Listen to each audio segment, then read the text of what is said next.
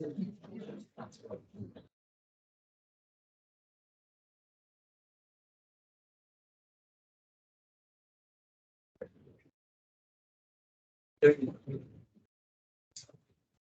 can I ask, who is Fu Jingrui? Fu Jingrui. Oh, okay. Wen Gongming. Oh, two of you. Okay.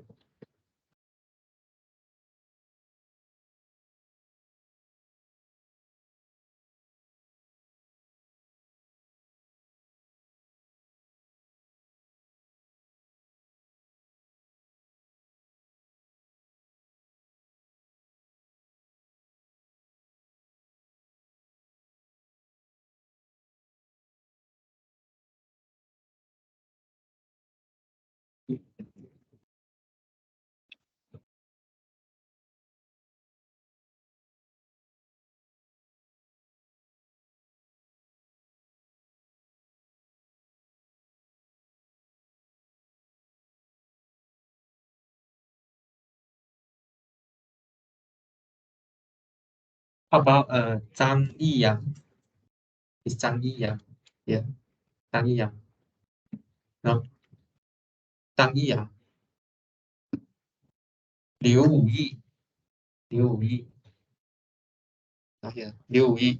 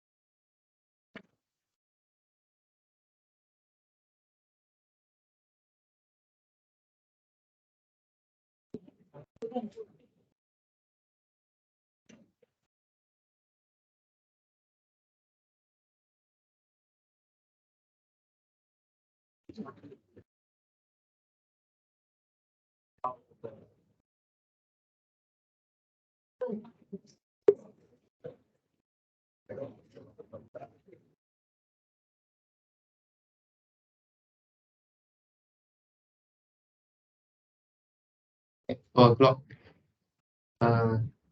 Liu Wuyi and Zhang Yiyang here is here or not? Liu Wuyi, Zhang Yiyang. No? Anyone friends of them? Zhang Yiyang and Liu Wuyi. No? Okay.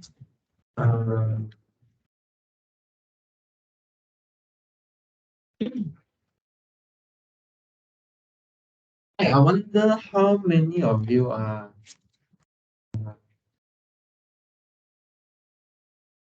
from Indonesia or not speaking Mandarin at home. How many of you? One, uh, three of you. Just 3 of you. Okay.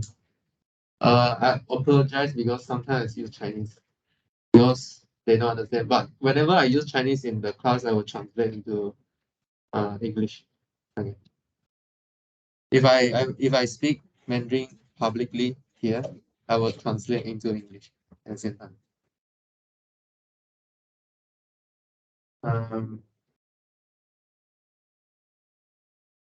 Okay. Okay. I still want to stress, if any question you should ask during the lecture.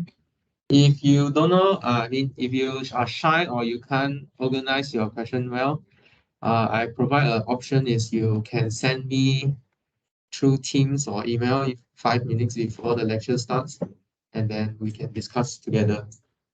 So the whole idea is like everyone can learn together. Okay? Because it's not just you might have the question, so that everyone can benefit. And yeah, so midterm exam next Monday, 3:30 to, let me write out, 3:30 to 5:30, and limit 3. Okay. Please come earlier, maybe 15 minutes. I think I will allow 15 minutes to enter the exam hall. So let me write out midterm exam. So Monday, 7/11, okay, 3:30 to 5:30. Yeah. Take it. Okay. So please come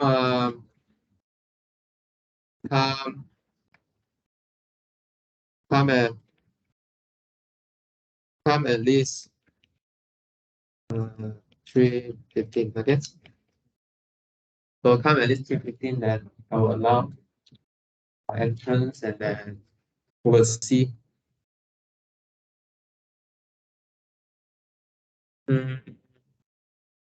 Something to note in the exam is you bring your student card. Okay, must bring your student card. Bring your stationery. Okay, pens. Calculators are allowed, but I'm not sure you will use it or not in the exam because not too heavy calculation. But if you want to check, it's fine. But it's not a graphical one, just the scientific one. Okay. Calculators. Dictionary definitely not allowed. So I saw that some of you during the quizzes you use translator, or if you do tutorial you use Chinese text. But make sure you learn all the English word. Of course, font and back I think should be placed behind the, I mean inside, either in front of you guys or at the back. But we will announce on that day. So any branch of instruction or any form of cheating will be chased out. You will be get chased out from the exam hall. And then basically LY3 looks something like this. So my plan here is to have this 3 block here. Okay. So Tuesday we'll sit on this block, and then Wednesday this block, Thursday this block. So when you sit, you just the main thing is you follow your group, okay? But order is not important, but you have to follow your group. Okay? DMT with DMT. So Tuesday, one group, Wednesday, Thursday. I will write on the whiteboard on that day as well. Okay. So DMT sit with DMT, and then Wednesday sit with Wednesday, Thursday sit with Wednesday. And then so when you sit, you should occupy the seat, like the row first, and then keep adding in. Okay. So just follow the flow. Okay. So one row should be 1, 2, 3, 4, 5, 6, 13. Okay. I think in your class got about 60 something. So we'll occupy around 4, 6, 5, 5. About 5 to 1, 2, 3, 4, 5. Yeah, 5 to maybe a bit of 6. Okay, should be enough. So one block, one block, one block. Okay. Okay. So on the table, basically you have your student ID, okay, and then there'll be attendance slip on the answer sheet, I think, or answer booklet. Then you can fill in, and then you cheer it up, and then put with your student ID. Then we have to check your name and then take attendance. And then stationery cannot bring bags. If it is plastic bag, it's okay. Okay, stationery, water bottle, yeah, exam paper. Yeah. So you will be given exam paper, answer booklet, and then draft paper. So you can write on the draft first, and then before you transfer to the answer booklet. Yeah. I think I request for 2 answer booklet for each of you, so it should be enough. Okay. Then, okay, and then this one, this name here, I want to like confirm the name here. So this equivalence here, right? So we'll call it the conditional and disjunction equivalence.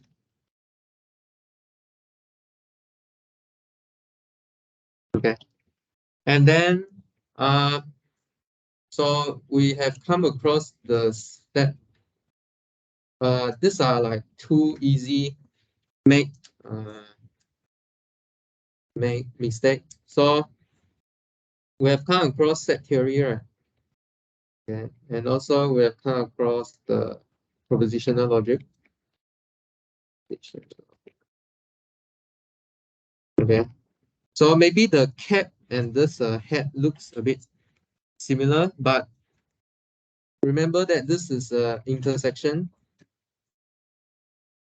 and then this head, the sharp one, is the conjunction or end. Okay. So beside intersection, what you put is two set. And then what you put beside two conjunction is two proposition.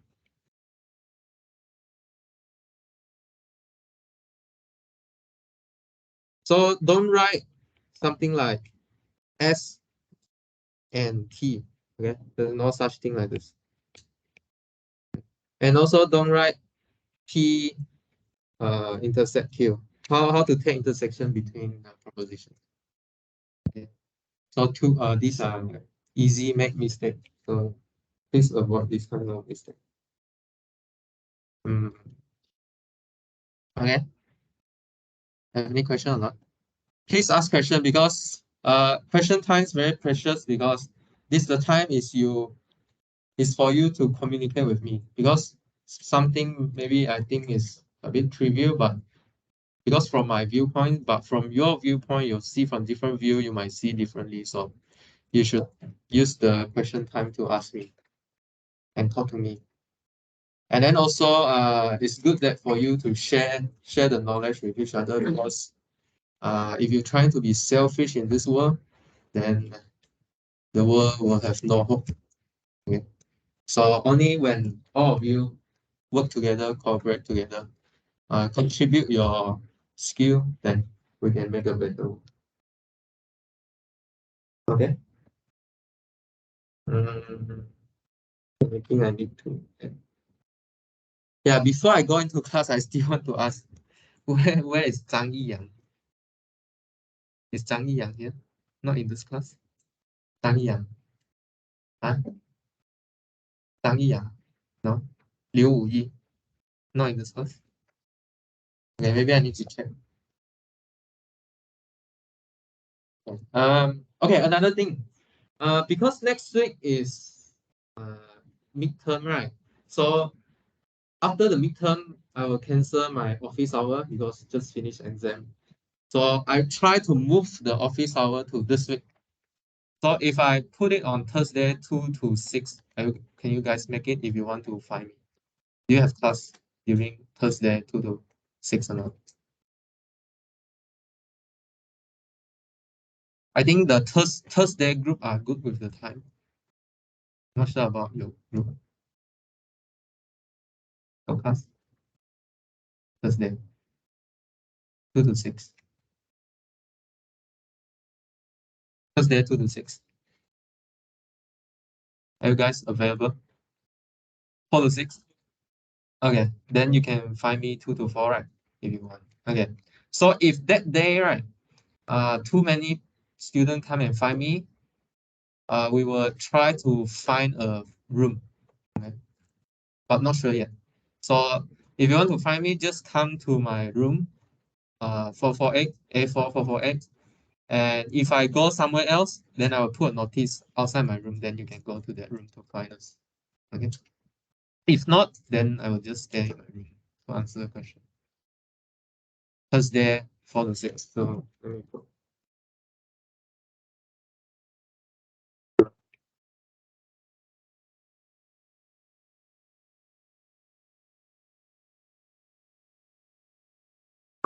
Thursday. Thursday.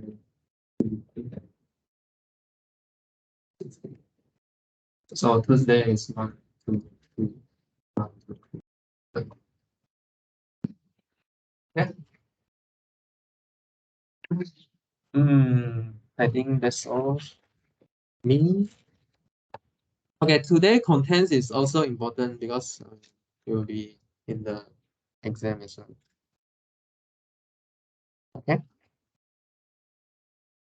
And also we will discuss quiz also this week. So there's a lot of things we need to do today. Okay. Any question or not? No? Yeah? Yeah? Yeah. Concept of what? Concept of what? Huh? Process? Process of proving. Process of proving. Like for which part? Last tutorial? Last tutorial of last week. Which question?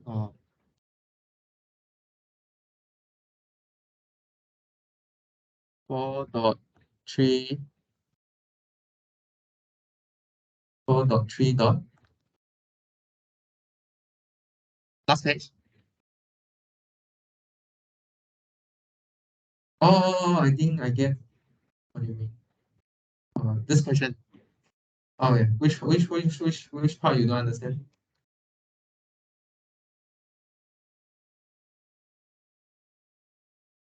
Oh, okay. Yeah. Okay. Okay, that part. Uh, okay. First, I ask you to accept it first, okay? And then second, um, okay. Uh,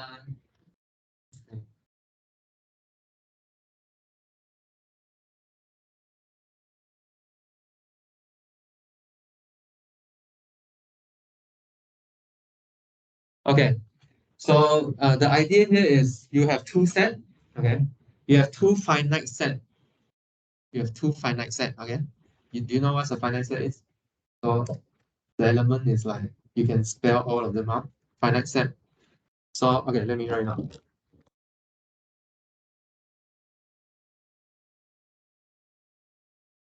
So can we recall what is GCD?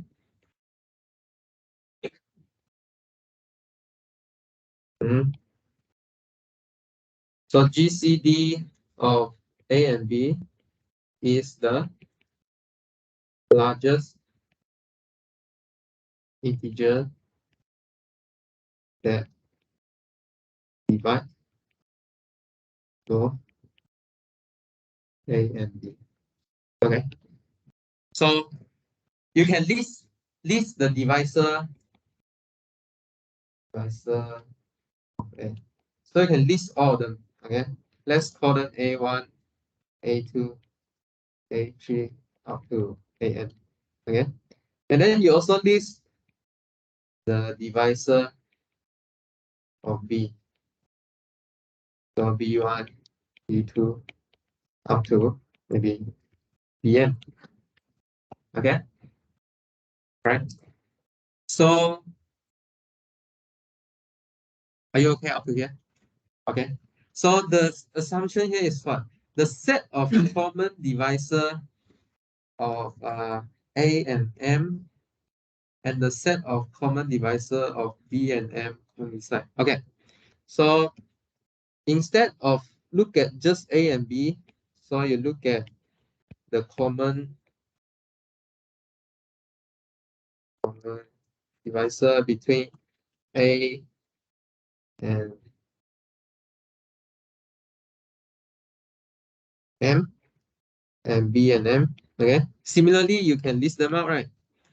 So a priori, so maybe at first you don't know whether they are the same or not. Okay. But this question tell you that they are the same. Okay. meaning they have the same number of common divisor, and every element here are the same. Okay, following up to here? Is it? Can you follow? No. So the assumption is, let me call this call set A and then set B. The assumption is A equal to B. Okay, A equal to B means number of elements is the same, and also the element, I mean, okay, if you want to prove from the set theory, say that every element here is in here. Okay, that means that is, okay, that is A is a subset of B and B is a subset of A. So meaning every element in A is in B, every element in B is in A. So that means they are all the element here agree. Okay. So if the set is the same, you take the largest number from the set. Should they be the same? You get what I mean? So because they are the same, right? So for this, you take, yeah. So they are the same set. They are the same set, and then you pick the largest integer. Pick the largest guy.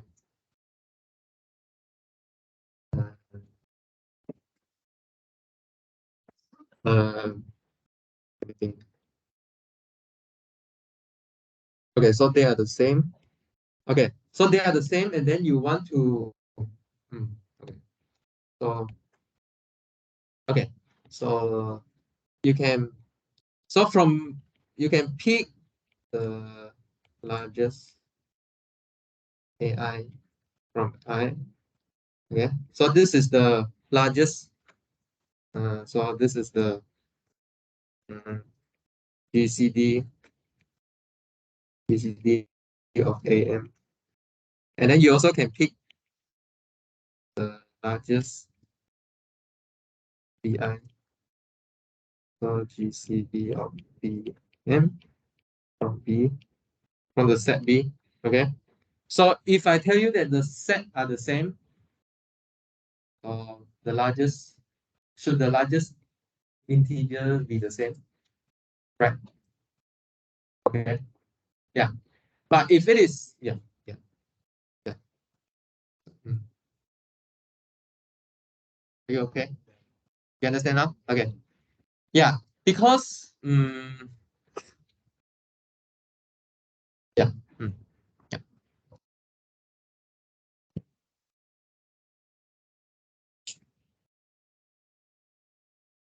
Yeah.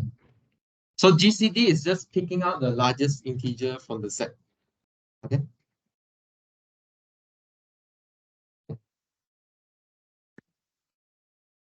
Any other question? Following up question or one question?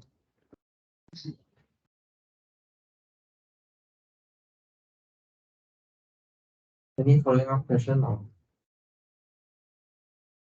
no?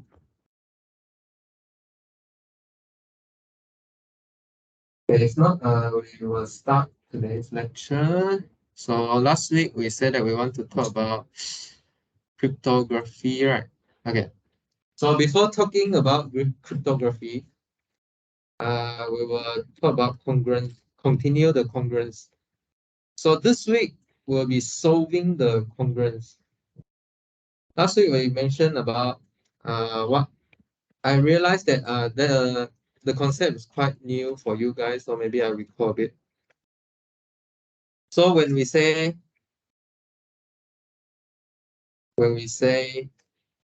let's recall this week.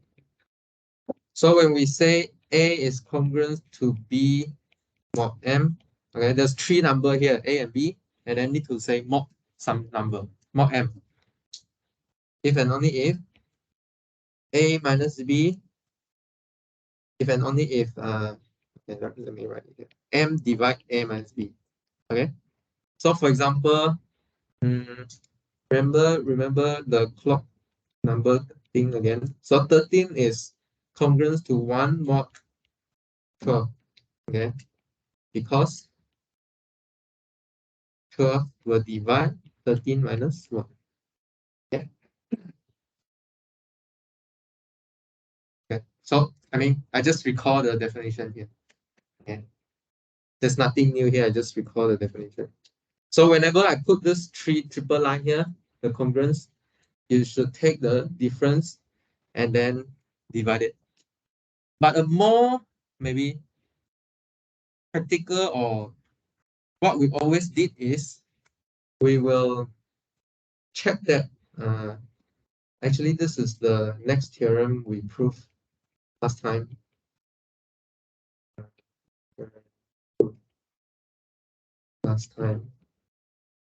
Actually, we just check the remainder of 13 and 1 divided by 12.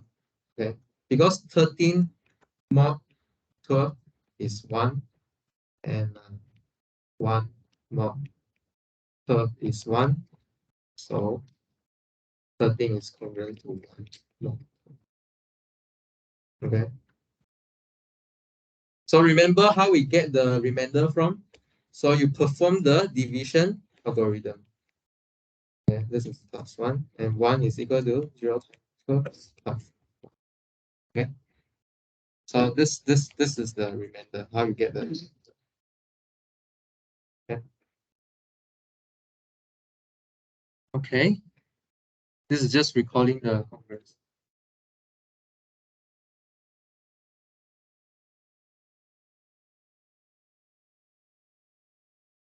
Okay.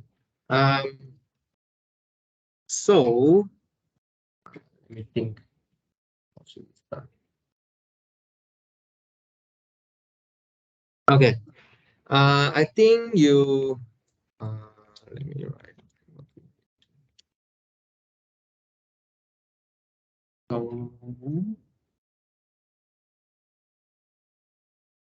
okay. So I think you know how to solve this kind of problem, right? Okay. So let me solve for x. Okay.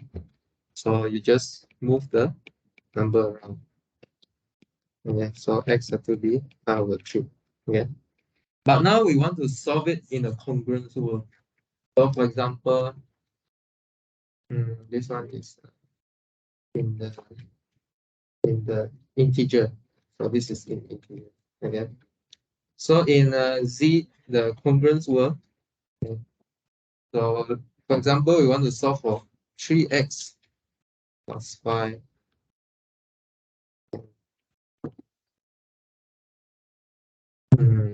or maybe more 2. Okay. So how to solve this kind of question is what we want to learn today.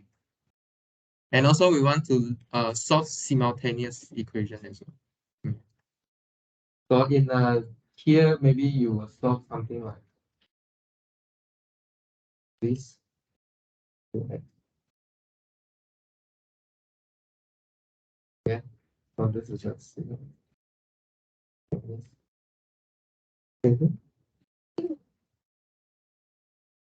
okay.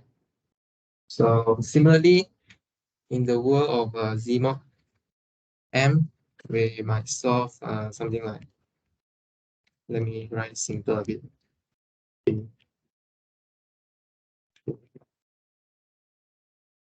Okay, something like this. Today we're going to learn this. Okay. Okay. So let's start with a theorem. By the way, I upload the previous video link up to last week. Maybe I'll put in this week as well for you to do revision for the midterm in this week. Move on. Okay. So suppose okay.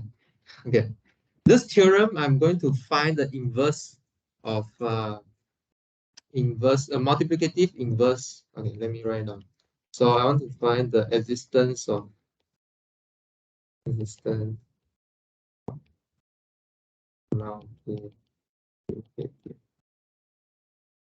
inverse. Okay, maybe I show you in example first before I write down the theorem later.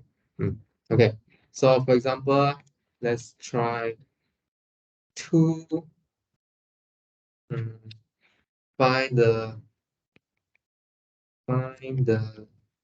inverse of mm, mm, 5 uh, 5 mod 2. Okay, so what do I mean by that? Let me label it A. So I want to find a number which is A dot 5 dot A equals to 1 mod 2. Okay. Or this is or A 5 also equal to 1 mod 2. Okay. Do you think you can find the inverse?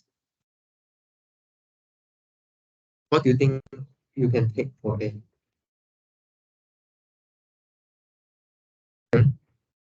Try by inspection. What can you do? Inspection. What number multiplied by 5, you get 1 mod 2. What A should I take? Huh? Huh? What A can you take? Hmm? Guess. I think there's only two numbers you can guess. 1 or 2. Because outside 1 and 2, you come back 1 and 2 again. Hmm? What number? What number A? Hmm? No idea. 1. Yeah. So you can take A equal to 1, and then 5 dot 1 is what? 5 mod 2. What is 5 mod 2? Which is congruent to 1 mod 2. Right? Yes? Okay. Okay. So I show you the existence of this congruence, right? Okay. So in principle, how the congruent the inverse exists. So only when if the GCD of A and M, which is 5 and 2, is 1. Okay. And of course M greater than 1. Then there's this inverse A of A mod M, that is A inverse A inverse 1 congruent to A inverse mod M. Okay, so proof. So let's prove it.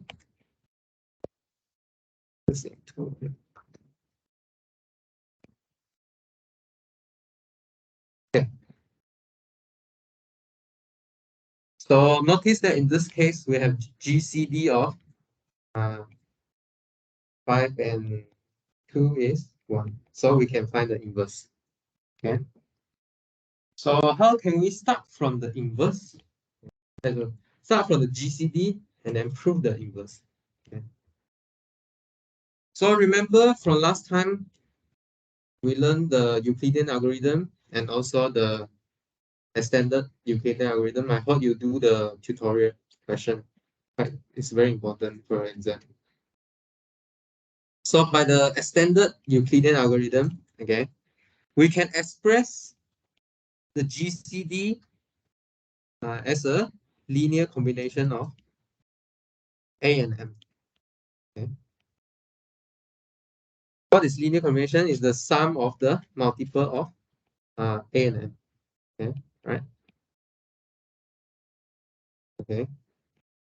So when we take this equation and then mod M, what do you left with?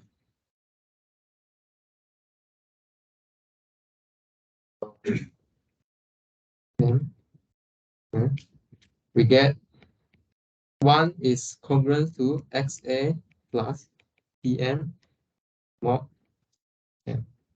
Okay. But this term is divisible by M, right? So this one is congruent to 0 mod m. So this is congruent to SA mod m. Okay. So S is the candidate for the inverse of A mod m. So in fact, so first S is the inverse of A mod m. So in fact, this proof tells you how to find the inverse of integer, right? So let's try an example here. So try an example here. I think there are at least now two ways to find the inverse. Okay. So first way you can use is by inspection. Okay. So by inspection meaning what number do you take when you multiply by 3, you get 1 congruent to 1 mod 7. Okay. So what number can you guess? But first of all, you see that GCD of 3, 7 is 1, right? Okay, so the inverse definitely exists. What A can you take?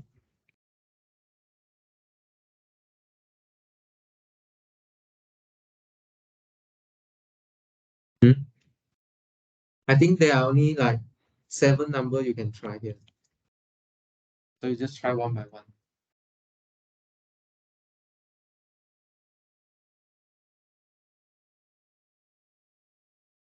Try multiply. Huh? Any idea? There are 7 number you can try. What number multiplied by 3 is 1 mod 7? 5? Okay, let's try 5. So the suggestion is 5. 5 mod 7. So 3 times 5 is 15. Okay. So 15 is what? 1 mod 7. Because 15 equals to 2 times 7 plus 1. So 1 is the remainder. Okay. So they are congruent. Or 15, 7 divides 15 minus 1. Okay.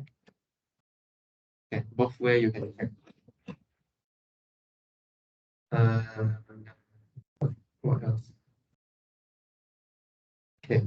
So second way is to use the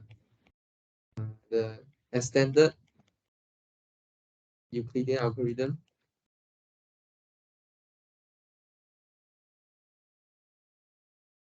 Okay. So remember how we express the GCD of 3 and 7 in terms of 3 and 7? So first we use the Euclidean algorithm to use the division algorithm to find the GCD. Okay.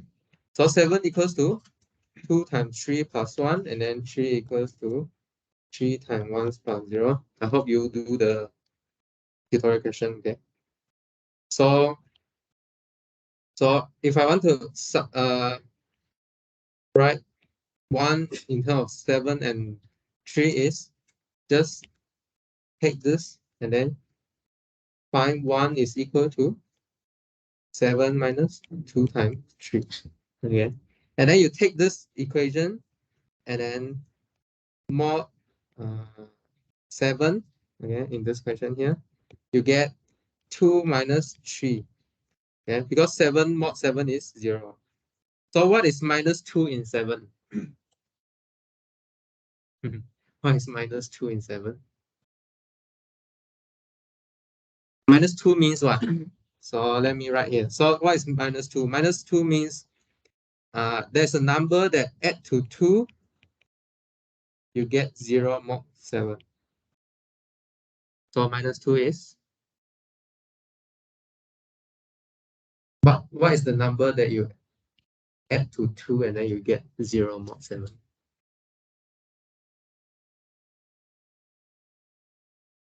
Hmm?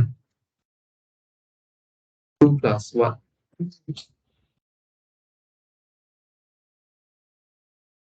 0 mod 7.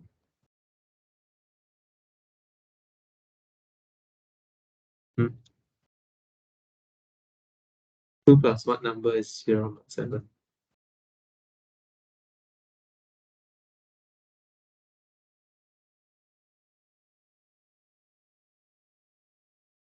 Hmm?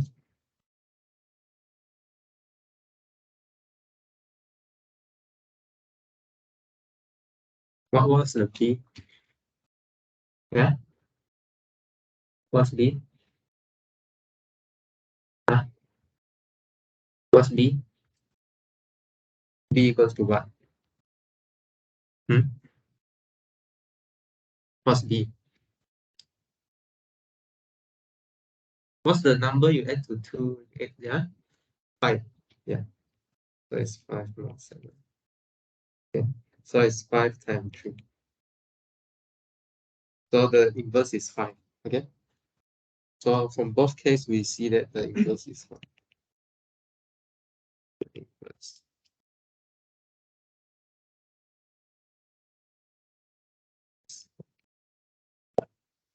Okay. Oh, 5 mod. Yeah. 5 mod. Okay. Yeah. Okay. Uh, yeah. So this so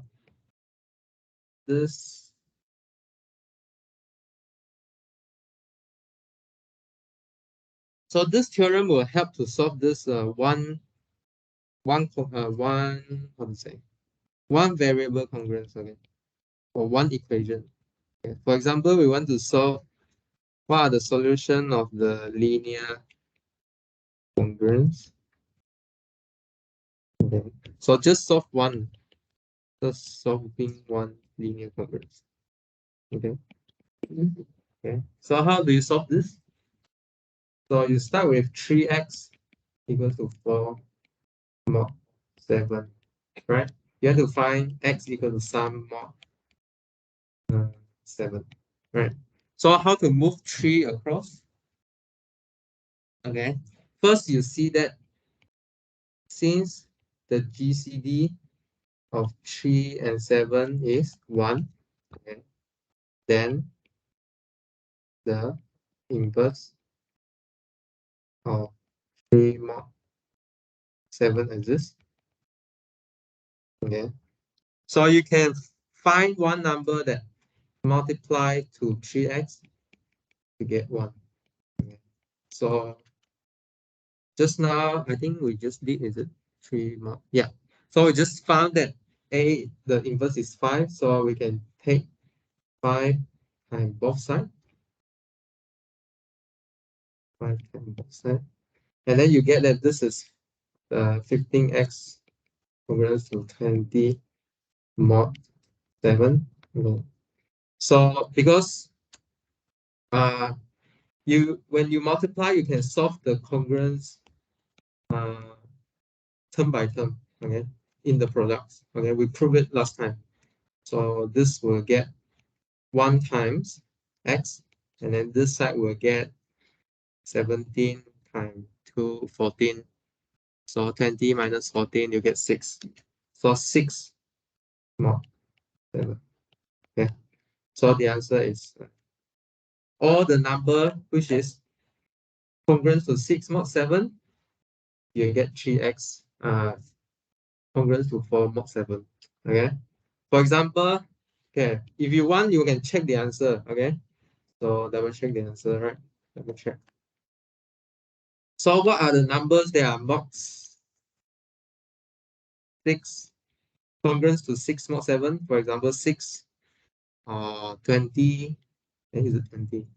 Yeah, 20, correct. Just now we go from 20. And then what else?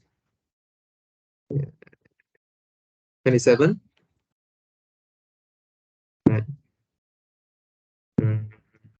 I think there's a 13 right in the between. Okay, so you just add 7, add 7, keep adding 7, you get all the numbers.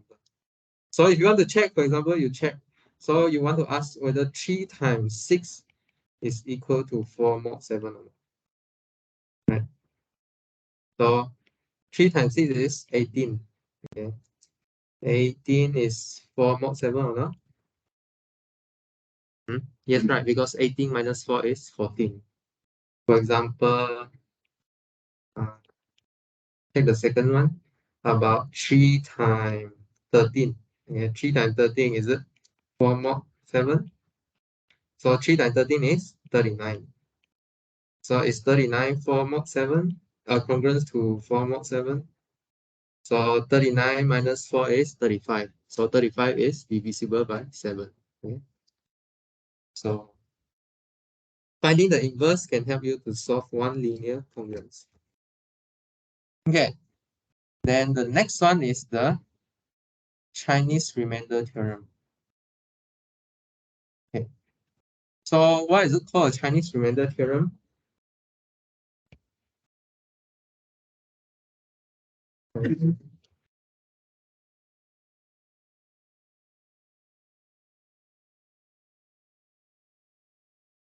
Okay, there was ancient time.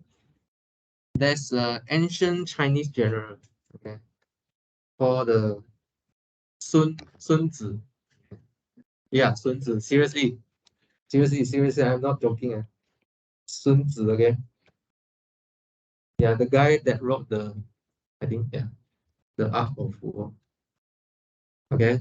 So Sun Tzu want to count how many troops he has. Okay. So that time they don't have calculator. Okay. And so they asked them to arrange. Okay. Ask them to arrange. So maybe he asked them to arrange. Yeah, I just put this two-leg person. So arrange 1, 2, 3, 4, 5, 6, 7, 8, 9. So arrange 9 in a row. Okay. Arrange 9 in a row. Okay. Go arrange 9 in a row. So then marching and then go arrange 9 in a row. Okay. And then found out that one left over.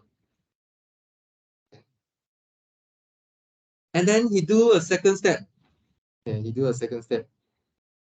He won 1 in a row. 10 in a row. Okay.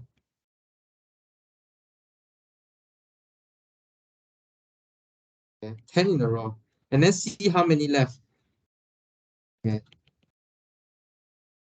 He checked that there are 6% left over. Okay. So 6, 1, 2, 3, 4, 5, 6. Yeah. And then check that. Now he asks to arrange in 11. Okay. 11.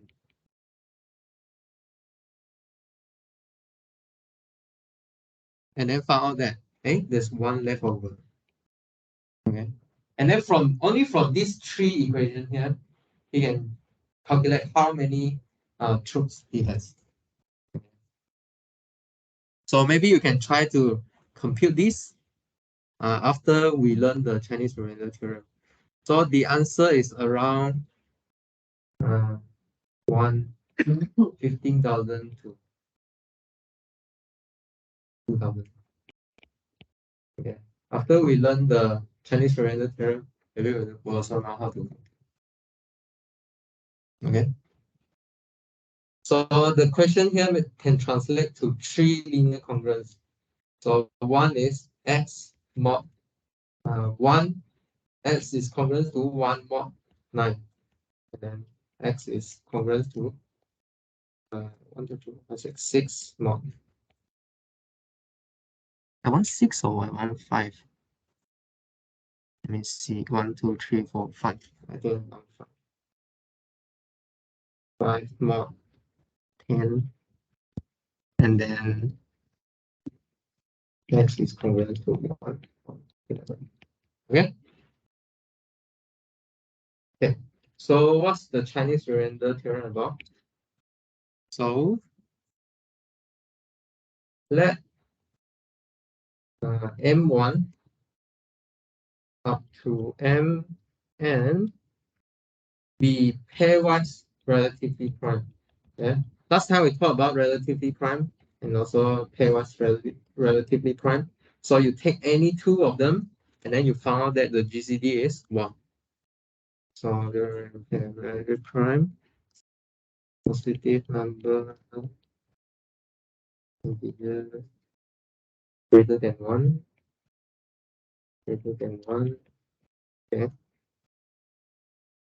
And we want the A1 up to A and the arbitrary integers. Okay. So the simultaneous congruence is linear congruence is S congruence to A1 mod M1, and then X congruence to A2 mod M2, and then up to X congruence to AN mod MN. Okay. Has the statement is this simultaneous congruence has a unique solution modulo M, where the M is the product of M and I. Okay. So this calculation you have to master. So the proof sketch is I will only show the existence proof. So how to find the solution. So if you let the capital M to be the product divided by the single mi, and mi is the inverse of the capital Mi, such that mi equals to 1 mod mi. This exists, right? Exists because by the theorem just now, if we set our M to be taking away Mi, then the capital Mi will be relatively prime to Mi, because all the other primes here are relatively prime to Mi. Okay, so we can find the inverse. So the S will be, you take A1, okay, multiply by Mi, which is the product of the small mi, divided by the M1. Okay, so sorry, this one should be M1. And then multiply by Mi bar. And then you do it for similarly for the different one here. So what is this? Is 1. This is 1, 2.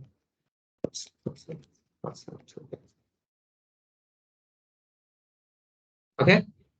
So my claim is this is the solution. And then if you, for example, you want to check whether this solution will satisfy this congruence or not, right? So you just take mod M1, whether you get A1, right? So let's do one let's testing, right? So let's test on mod M1. So let's test on mod M1. Okay. So you want to check that this solution will satisfy all these congruence. So let's check on M1. Okay. See whether you get A1 mod M1 or not. Okay. So you'll notice that all these M2, okay, all the capital MN, MI, which is large different than 1, will contain M1, right? So for example, M2 is equal to M1 times M2 up to Mn divided by M2. Okay. So it contains M1. So mod M1 you get 0. So 0 times anything is 0. So similarly for all these Mn. Okay. So these are mod these are 0 mod M1. Okay. How about this one? Okay. The capital M1 here doesn't contain M1. Okay. And all of these are relatively prime to M1. But we have this equation here that when m1 times with the inverse, it becomes 1 mod m1. Okay. So what you left with is m1 times 1, which is a1. Okay. So this is how you check whether this solution satisfy these linear congruence or not. And the uniqueness part is proven differently. So need to check the book, but we won't go into it today. So this is the solution. Maybe how about we have a break and then we come back and then we will see how this get into practice. Let's resume at 5:02.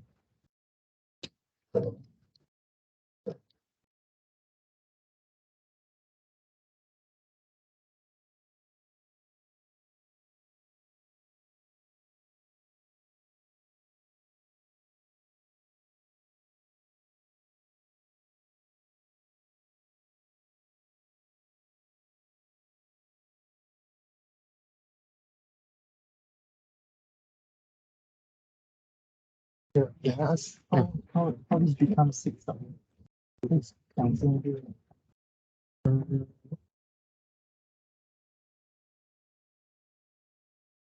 为什么20是空6嘛？OK，要怎么变呢？OK，你就拿最大的倍数of 7，因为我要找到 remainder of 20嘛7，这样怎么找？倍数哦，呀，说你如果找最大的去20减14的话，就剩6。要20除720除7，不是20除7，是20。哦，就20除什么等于7，这里不是6是 remain。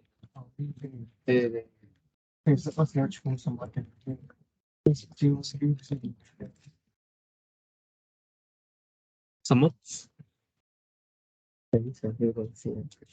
嗯嗯，这个我讲一下。OK，这样我问你一个问题，什么是20除7的 remainder 是什么？ 6，嗯，所以你然后这个是是讲算？然后是5， 15是因为我们刚才已经 OK，15除7的 remainder 是什么15除7， ？Yeah，1，嗯哦，这样就，Yeah，啊，这样嗯，Yeah，嗯哼。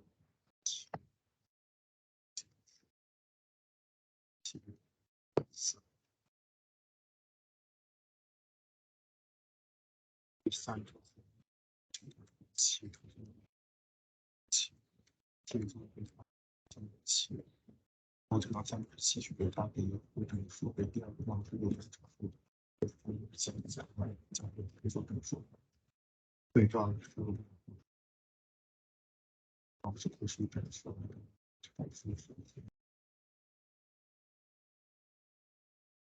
然后你想干嘛？哦，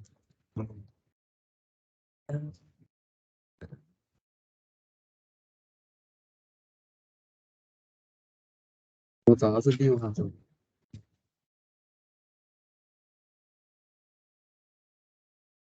能不能这么找？你是干嘛？你这个，6这个是后来这个是你这个是哦，给2/7放在这个整数，现在这个x除以7，对，但是你这里有一个这个除3就然后最后答案上写问号也得要说这么多。嗯x，因为它到这儿了嘛，就得整数，最后他们俩都得是整数，那找特定的 x 可以就是这样。第一个 k 等于2，问号等于6，但是 k 等于5，问号里面是等于13，也那个是13也行。我看一下，所以你怎么把它放回来，解释回来这里？因为它可以被七整除。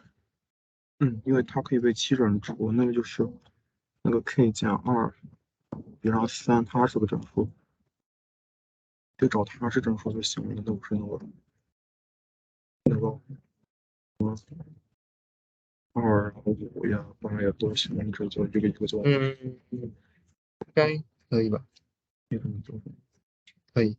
然后还有上面这个，上面不是它这个能变成这个吗？对。那我可以设一个 k7 等于3a 减1，那 a 就等于这一串的 a 等于 a 是整数和 k 是整数，两个都是满多情况下，这个 a 就找出来了。可以，但是你要确保，因为这个也是除3嘛。但是如果你要 a 是整数，对，你要确保 a 是整数。a 是整数，k 是整数，然后这种不行。对，你要确保你的 a 是整数，因为这一个如果把它放进来这里，它是没有意义的。除非你能够找到3 inverse 的意义在这里面，which 你可以找到。如果这个考试里面考的话，是我只找出来一个整数就行了。我需要不要写过程？对，怎么？对，看它怎么说。我需要怎么找过程？过程对，就如果考试考这个的话，就是不要怎么写。其中一个过程是这样哦。如果你要这个过程的话，你就要说，哦，这里为什么找到6？这你是怎么找的？我怎么找6？因为我知道这一个，因为我知道15，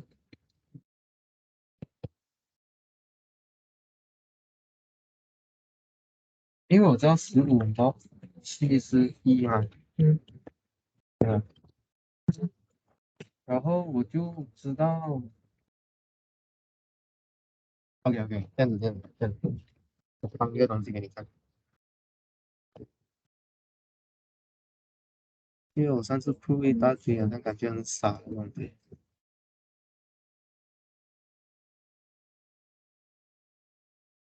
你讲的一个定律是，a mod 的那这个 c mod 的 b 相乘，对吧？对，我只要分开知道它们是什么，我乘起来过后，它们也是等于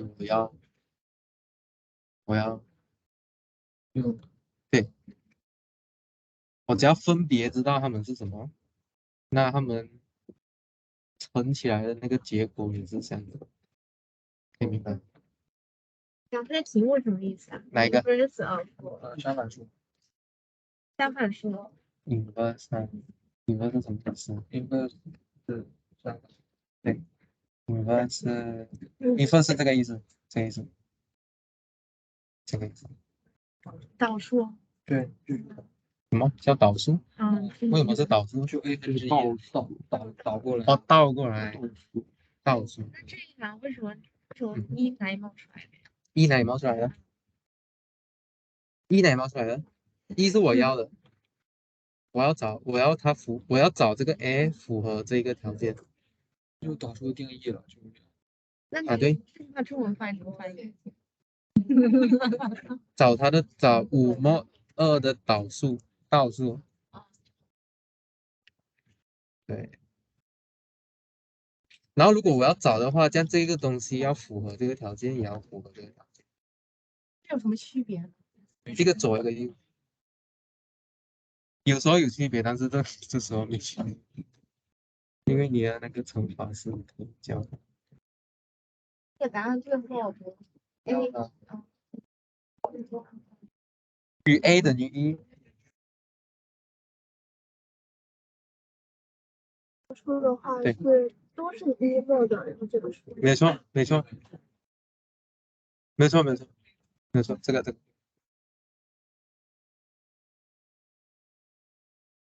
那个15那个，哪个？哦，就是这个。你的想的是，你不是知道个这个，然后你继续往下说，是不是？就因为我知道这个，我也知道用这个嘛，对不对？那左边 OK， 那我觉得这样子行了啊？怎么？是这样。是这样，然后15x 就变成 x mod 7。所以我就从这一行跳到这一行，可以理解吗？不懂，可以理解吗？不懂，不懂啊。你先懂先，因为我在跟他讲。OK，他问的问题是为什么这一行跳到这一行？我也不懂啊。你也不懂啊？我觉得 x 直接等于6就好了，为什么还要这一行？你怎么知道是6呢？就是它套进去就是6啊。是靠近这里试错试出来的。对，试出来。哦，试出来的。对，x 等于1、2、3、4、5不行，然后它6就可以了。OK，但是我对，但我不是试出来嘛，我是直接解出来的。所以我要解的话，我要先让，所以我要让，要重新看，没事。对，我要让，OK，所以如果你要解 x 的话，你一定要让这里变成1嘛，对不对？怎么变成1呢？OK，但15是 congruent to 1 mod 7嘛，对不对？OK 吗？但是前一课我有教过，如果你有这样的 congruence，对不对？有2个这样的 congruence，那你左边跟它乘起来是 congruence，它右边乘起来，左边乘起来跟右边乘起来，可以吗？所以其实意思来说，就是你可以分开跟它分开做那个 module 就可以先把左边做好，然后再找右边。因为你已经知道了那个15/1是对那个是 congruent，是 congruence，然后这边的话就直接让20除以7的留下来几只就对。哦，所以这20算法除以7是216，对，差个6出来。你说这里这个6，这个6 20除以7是呀，20除以7对啊，对，没错。6是从这里来的，这个 x 是从这里来，所以考试的时候就这样写。没错。对，那我能不能考试的时候，我先把这个6找出来，然后对上？但是你写出来的时候，反正就是这样写，就是。哎，但是你一个一个试也是很危险，如果我放一个99在这里，不知道该怎么做。不是说会很简单啊？我说要让大家都能考。谁说的？这个是哪个？后面为什么？就是刚最后讲的。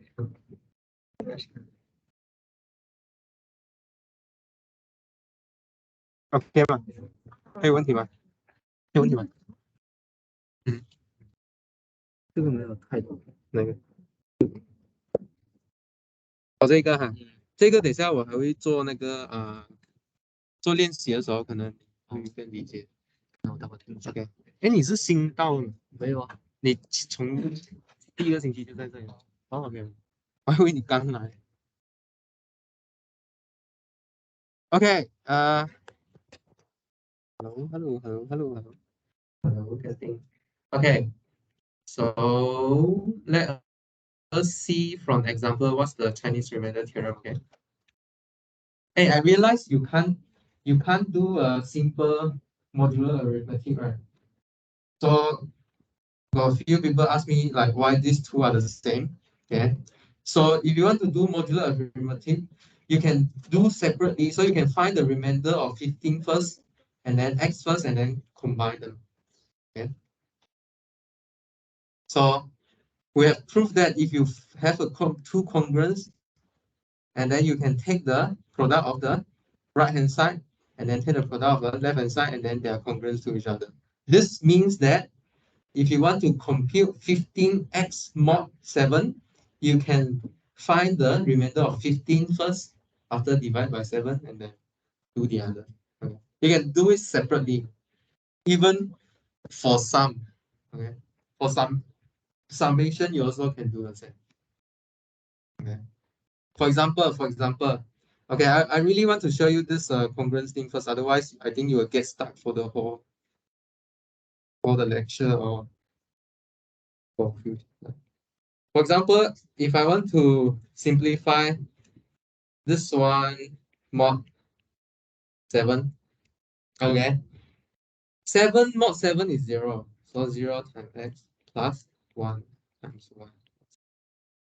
So which is congruent to 1 mod 7. Make sense or not? Okay. So you can do the finding the remainders on the separate sum and also on the products. Okay. This is the power of the theorem last week. Maybe it seems a bit stupid last week when I introduced the theorem, but this is telling you you can do that.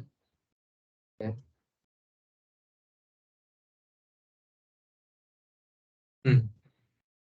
Okay. I think any question or not? I think I found out that you guys have a lot of questions but you don't want to ask. And then you come and find me after the during the rest time. Try ask more questions, okay? Ask more questions. Because if you don't ask me, then I don't know what happened to you. Then I just say what I want to say, and then not sure you want to listen or not. So try to ask me more, so I will know what you are thinking, and then I'll try and follow your way, and then so that you can absorb easier. Okay. Okay. So okay. If you don't understand this proof, that's okay because I'm doing example now. Okay.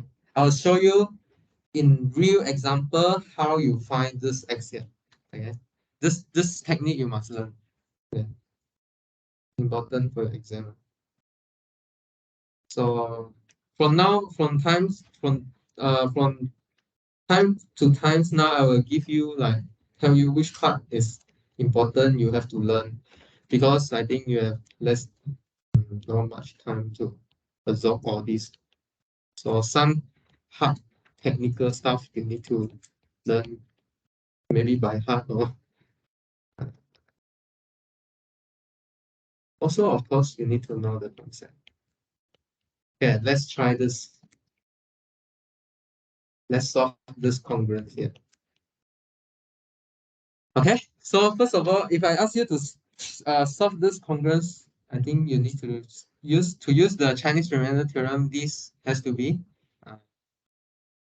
relatively pairwise relatively prime. Okay, which is true because they are all prime numbers and different prime numbers.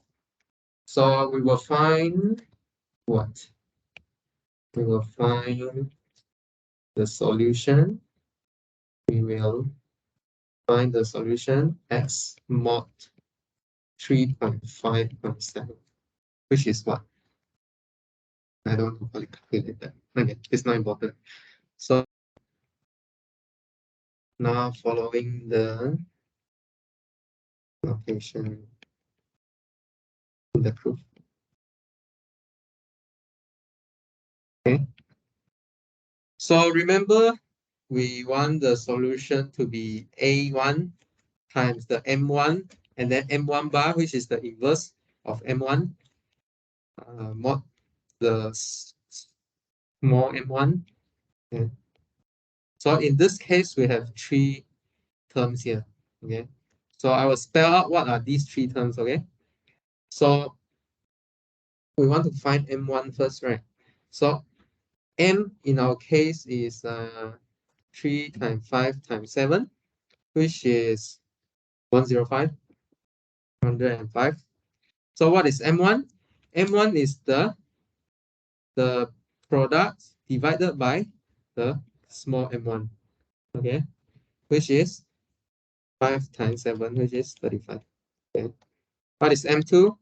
M2 is m divided by small m2, which is 3 times 7, which is 21. And then m1, m3 is m over m3, which is what? 15. 3 times 5. Okay, good. 15. Okay. So the next row the next row is to find the next task is to find m1 bar. Okay. M1 bar is a number that when you multiply M1 you get 1 mod little M1. Okay. For example, because these numbers are too big, right? too big to process because we just k up to mod 3 here. Okay. Here, similarly, we k up to mod 5. Here we k up to mod 7. Okay. Okay. Maybe I write it up for the set view. So we want M1 is the inverse of M1 mod 3. Okay. So that's why we only care about mod 3. So 35 mod 3 is what? Congruence to what? 35 mod 3. 3, 1, 3, 3, 1, 3. So 33. 35 minus 33 is 2. So 35 is congruence to 2 mod 3. So what numbers you multiply 2 is congruence to 1 mod 3? What number is that? What number is that? What number? M1 bar is 212, 202, 200, 224. 4 mod 3 is 1. So it's 2. Yeah. How about this? So M2 bar is the inverse of M2 mod 5. So let us do M2 mod 5 first. M2 mod 5 is 5, 4, 20. So 21 minus 20 is 1. Okay, so you just take M2 bar to be 1 mod 5. How about 15? 15 is also 1 mod 7. So M2 bar is 1. Just take 1. Okay, because 1 times 1 equal to 1 mod 7. Okay. So yeah, so we got all these numbers here. So let's try to combine all of them.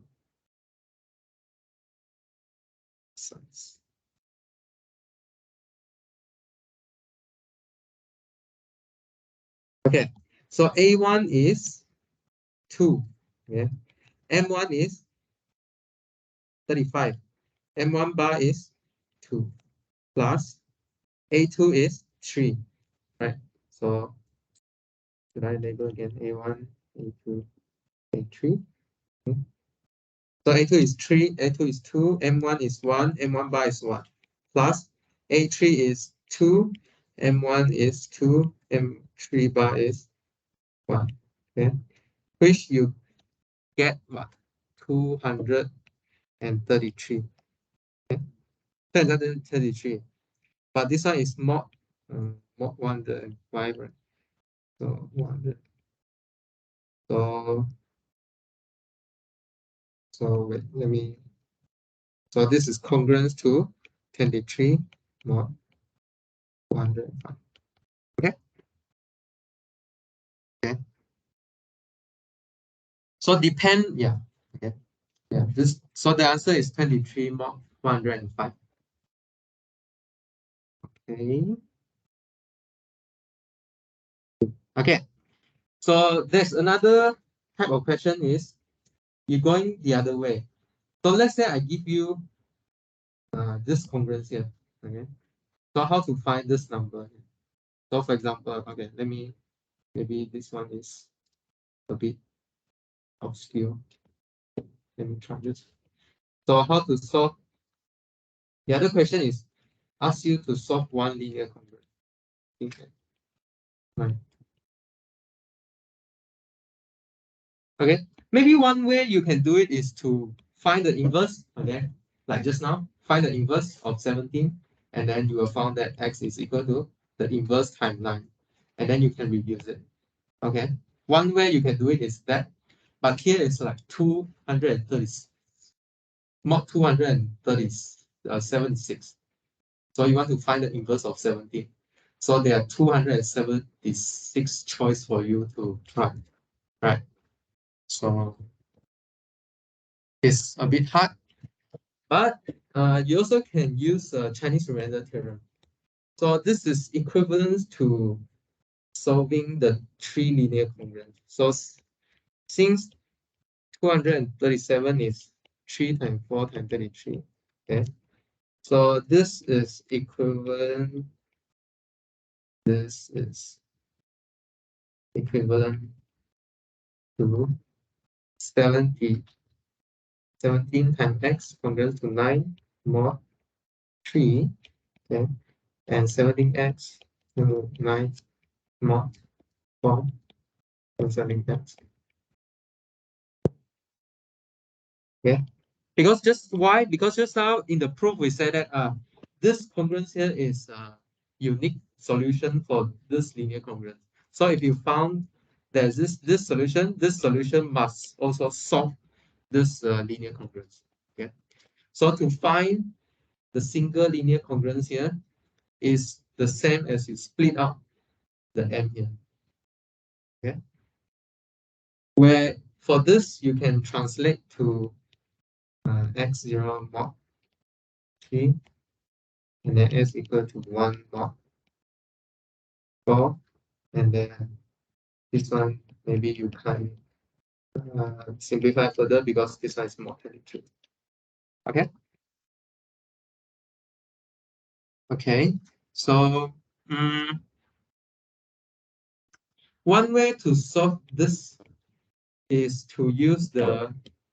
So there are two ways. So one way. So the first way.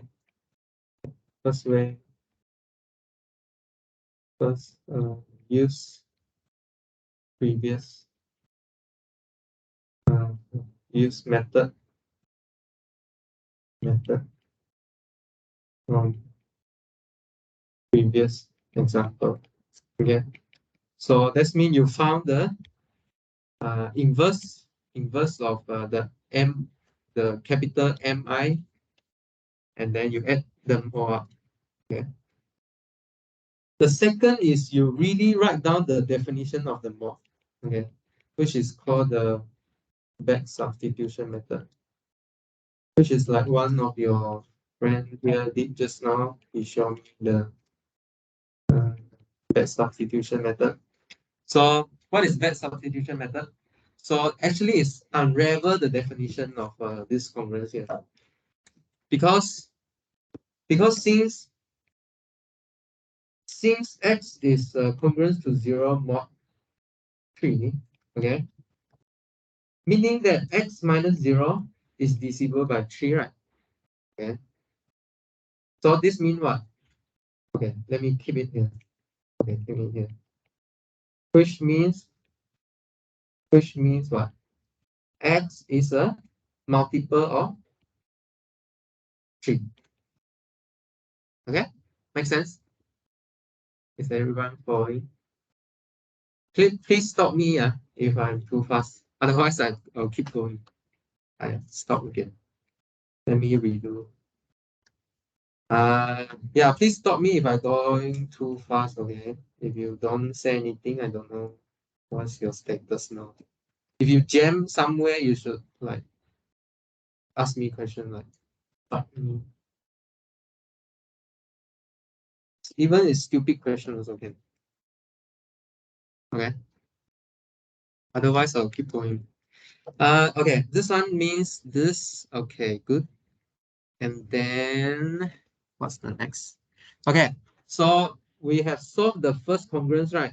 Then the second congruence said, hey, this x is actually 4, a multiple of 4 plus 1. Okay, 1 is the remainder. So what do? So since we already know that x is equal to 3k for some k, we can sub this equation back to a second congruence. Okay, so sub this back to the second congruence. What do we get? So 3k is congruent to 1 mod 4. Okay, which means k is this one, which means 3k is congruent to 3 mod 4. Okay, does anyone have to go from here to here? Go from here to here. Go from here to here. So how to get rid of the 3 here? So what multiply 3, you will get 1 more for? You multiply by?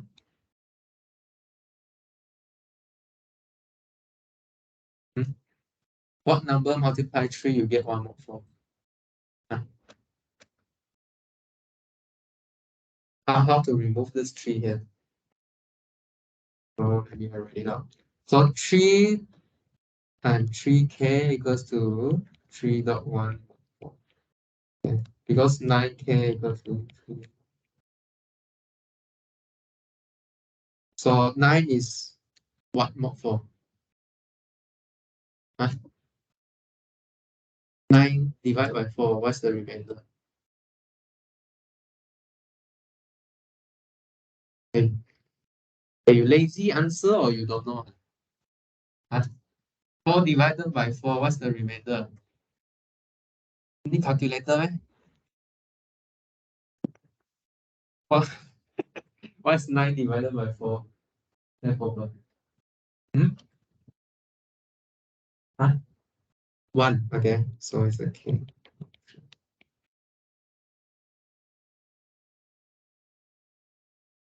Okay, so let me see. Okay, so then you keep going. Okay, you keep going. Let me move it into the vertical one. Okay, so you keep going. So you keep going. What do you have? So this means that what? K is actually a multiple of 4 plus 3. Okay. Okay. Then you found K. Then you can sub this K back to your X. So what you find is then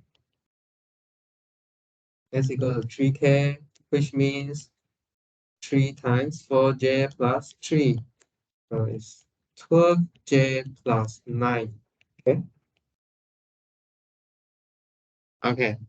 So this number will satisfy the first 2 congruence here. Okay. How about the third congruence? So we need to sub the S back to the last congruence. Satisfy the last congruence. Okay. We will get 17 times 9 plus 12J is congruent to 9 mod 23. Okay. Which is 104J congruent to 144. 23. Okay. Maybe this one need a bit calculation here now. So you get 3J congruent to 123. And then J congruent to 2 mod 23. Okay. So okay, you found J, and then you sub the J back to your X again. So S is equal to 12 times 2 plus 9. Okay, 12 plus 2 plus 23T plus 9. Okay, which is 33 plus 276T. Okay. Why T? Because I said that maybe how should I put it? That is right here. So J equals to 2 plus the multiple of 23. Okay, then I sub this back again. So I just repeating doing the same thing. That is S is congruent to 33 mod 166. Okay, so this is the answer you want because you want to find the X mod 276. Okay, and then in the end you found that the right multiple. Okay, so mod 276, you left with the remainder. Okay, so how many way? So this is the Chinese remainder theorem way. So if you want, yeah. So this is by have I wrote? So this is by. So I should say by Chinese remainder theorem. Okay, the student asked me what kind of theorem you need to state in the exam. So if the theorem have no names, right? So maybe no names, you can just straight away use. If there's a name, for example, like Chinese remainder theorem, division algorithm, Euclidean algorithm, extended Euclidean algorithm, those names, I think you need to learn. Okay? You need to say if you use it. You need to learn also. These are the big theorems that you use. Small theorems, by small theorems, I mean something like mm, something like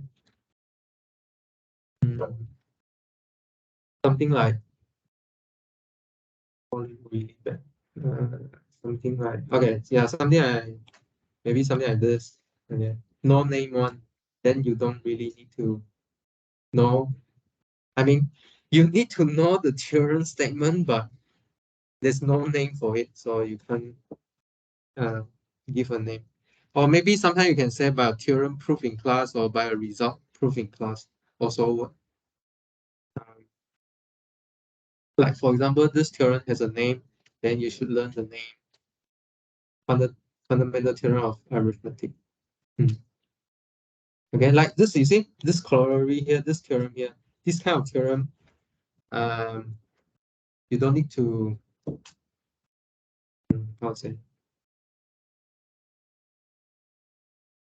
it's not correct to not memorize this statement, but you need to know the statement because you have to use it anyhow when you do the calculation, but you can use it implicitly. You don't need to mention it. Okay. Only the big theorem, for example, Chinese remainder theorem, you need to mention. Okay. Is it clear? Huh?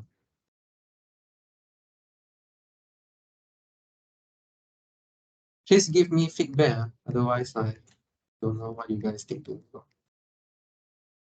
I think I get some news from other students. So I think some of you put, I'm not sure, in your social media, and then you said that they better go and watch the Indian teacher online. I don't know, something like that.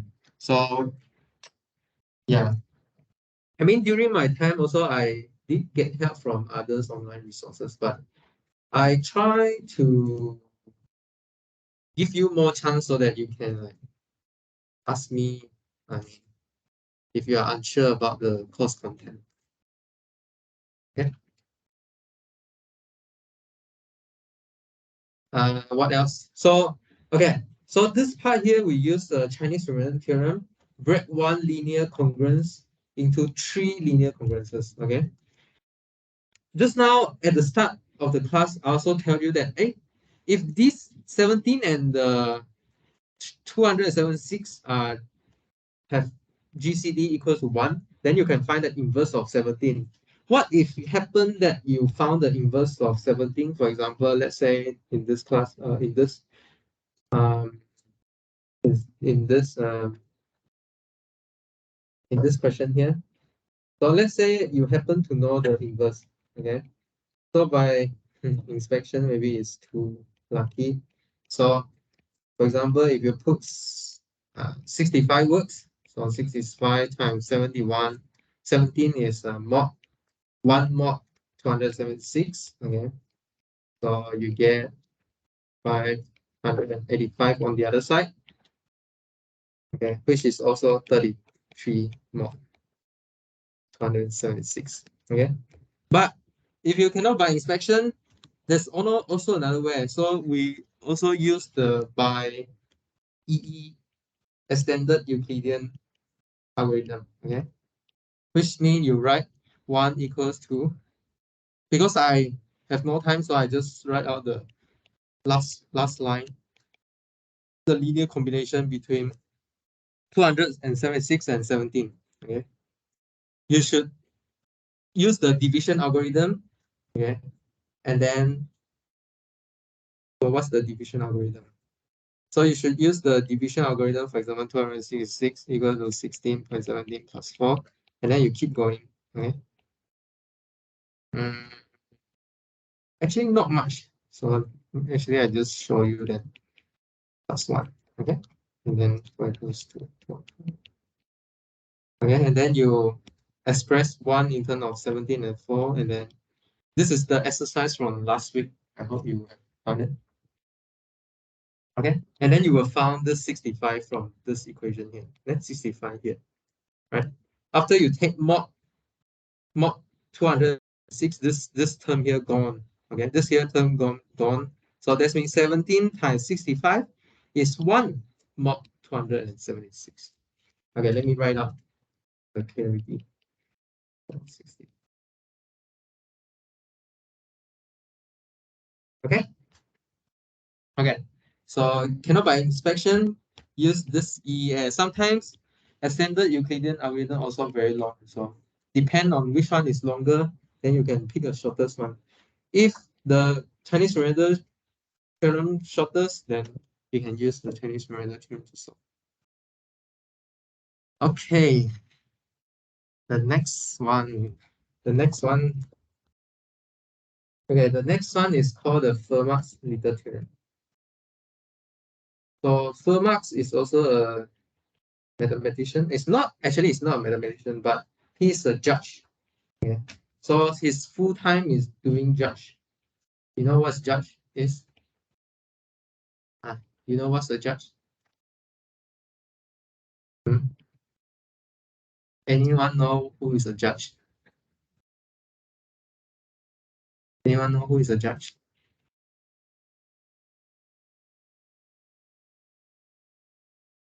Hey, why no response?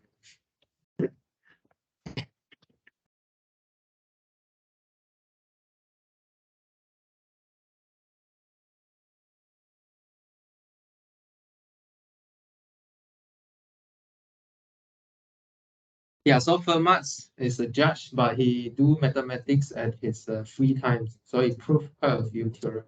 And then the famous one is called the Fermat last theorem.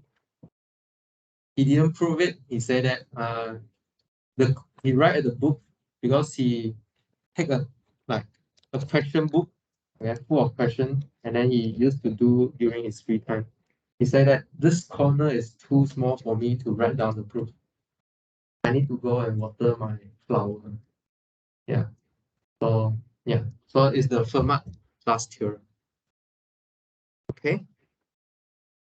And then, so what's this statement here? So if you have a prime, okay, p prime, and then an integer that's not divided by p, call it a. Okay. So the result is a raised to the power p minus 1 is congruent to 1 mod p. Okay. So you see, we like to reduce our congruence to 1, right? Because anything times 1 is itself. So you reduce your equation, okay, or your congruence. So we like this kind of statement. So this is provide you another way to reduce the congruence. If the GCD of okay, so if a is not divisible by p, okay, then if you raise a to a power of p minus 1, it is congruent to 1 mod p. Okay. Okay.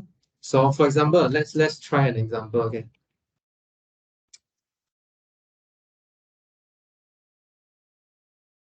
Fine, 7, 12.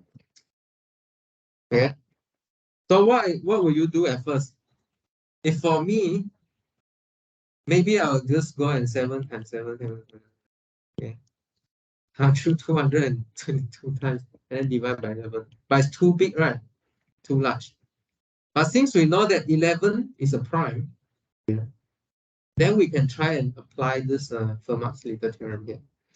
So 7 to the 222 is what? Is if we want to express it in the p minus 1 here, so this means this p minus 1 is 10, right? So it's 10 times 22 plus 2. Okay. So which is 10 2 times 7 to about 2, right? But just now I said that we can reduce this term first and then we care about the other term. Right? So if we reduce this term, mod p, we got 1 to 22, 72 mod 11 by the absolute theorem. Okay, so which is equivalent to 49 mod 11. Okay, which is equivalent to 5 mod 11. Okay. Yeah, this is the second calculation you need to learn. Any question on the Fermat data theorem or not?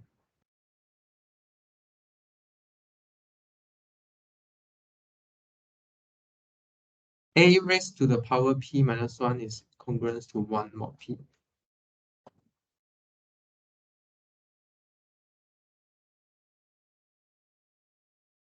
Okay. Any question?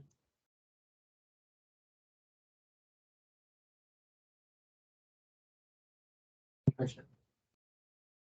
No?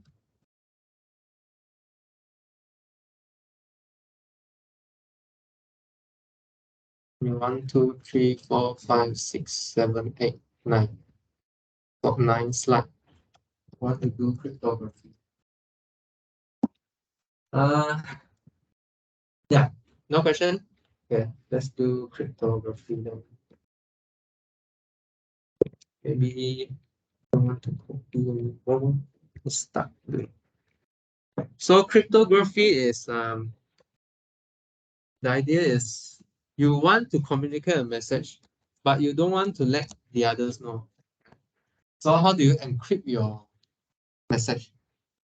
So for example, you want to tell a person a sentence. So when the process of passing the message, you don't want to let different people to know the message. Okay. So we got a plain text message, and then we can have a cipher text message. Okay. And then the function that going from plain text to cipher text is called an encryption.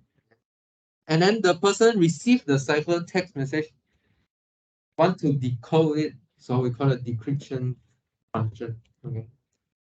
And then this function will have key on them. Okay. This is the general idea. So first, the easy one is called the shift cipher or the Caesar cipher. So shift cipher means you can associate A, B, C, D, E, F, G. Okay, you got 26 of them to number 1 to 26. So it's a mod 26. And then you can shift every alphabet, maybe by 3, by 4, by 5. Okay. So so for example here, if I shift it by 3, so 3 is my key. So if I shift it by 3, for example, let's say I want to pass a text for very good.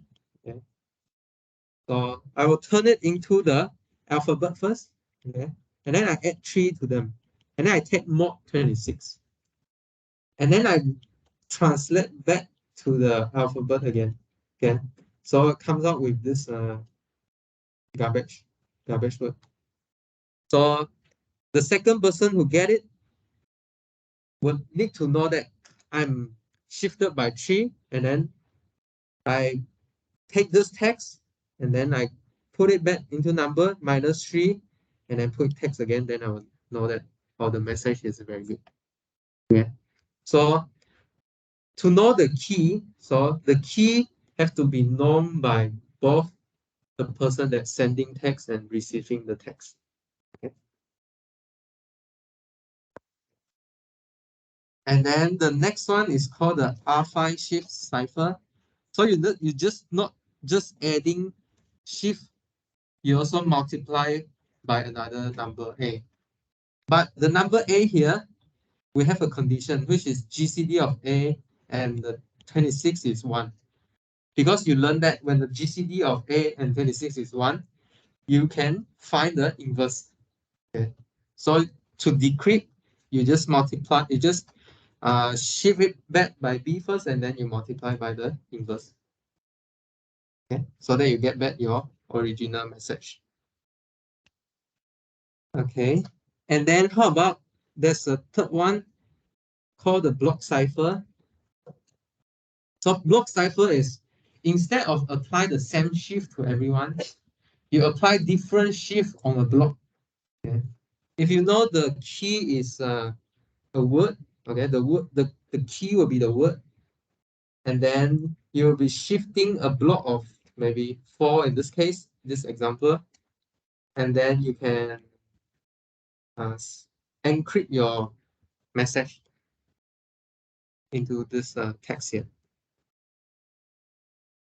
Okay, so in the block they can shift by different terms here. Okay, so this is a block cipher. And then the fourth one is a public key crypto. So it's an RSA crypto system. RSA stands for three researcher in MIT. So public key is, it is unlike this key.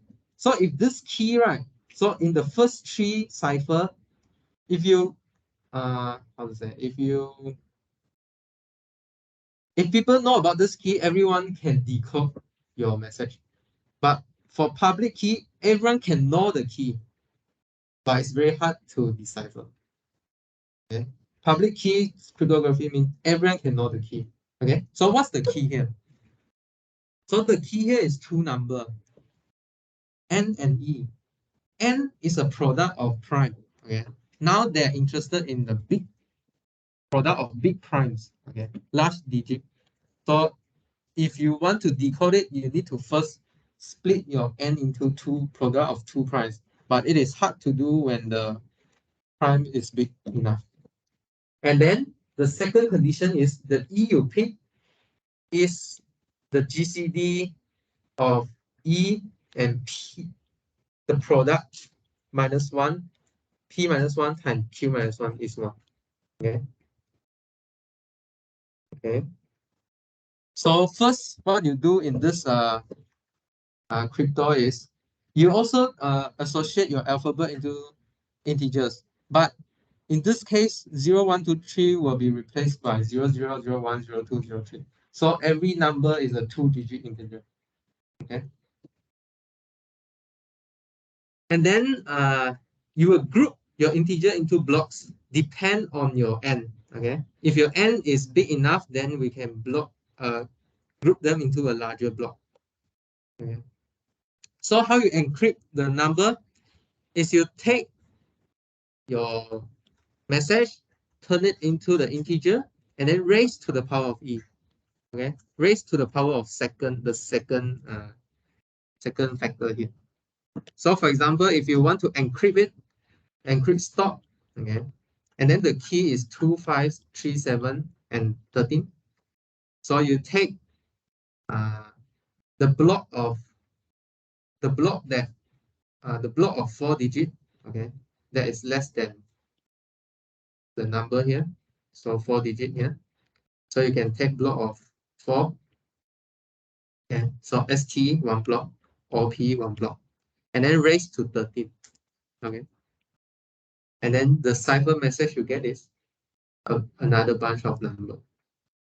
But once you get this cipher message, how do you turn it back to stop?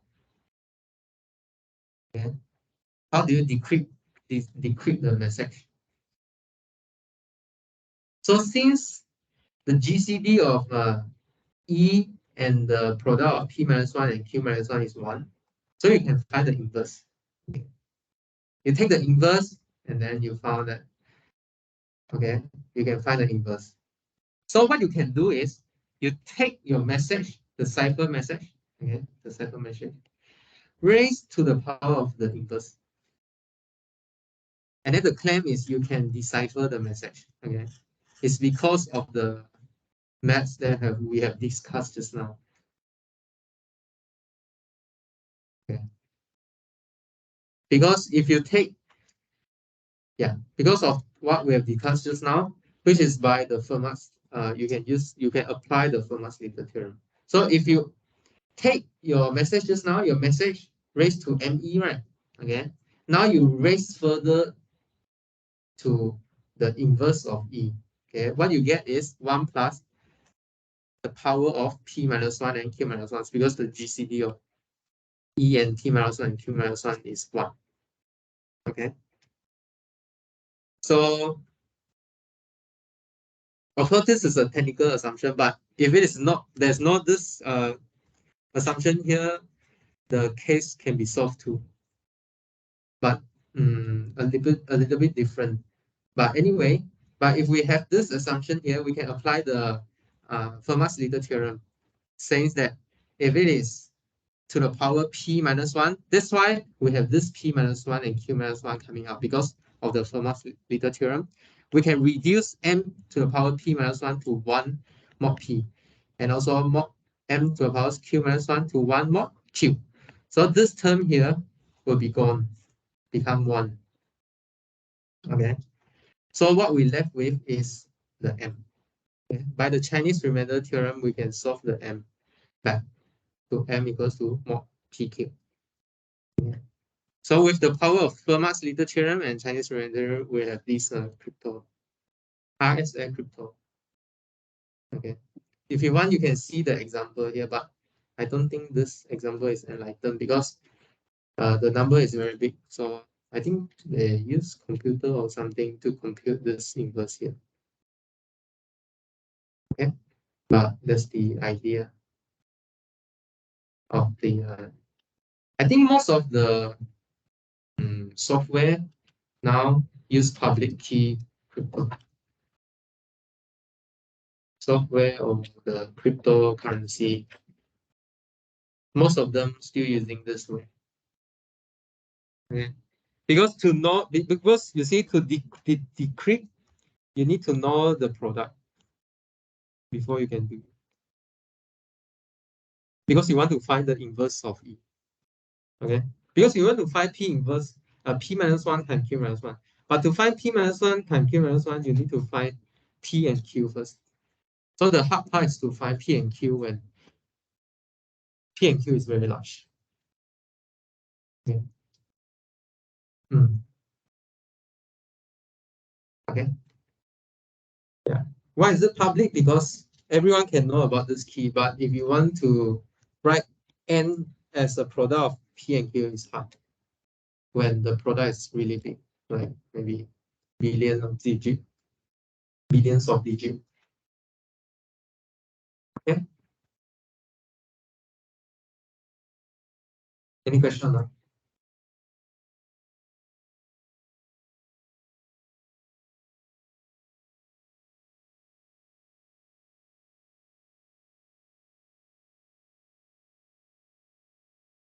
Any question?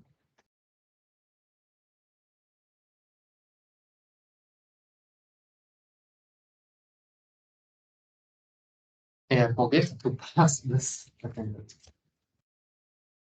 Now.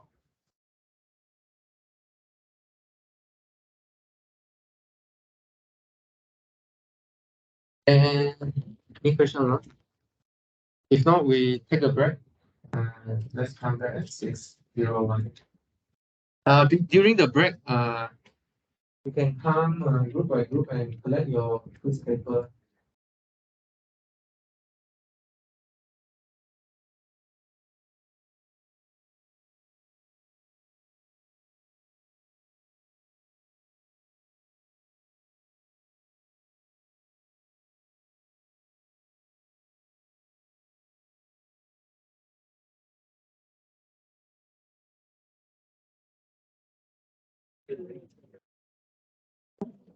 You can come and collect your quiz paper. Then we will discuss it after the rest.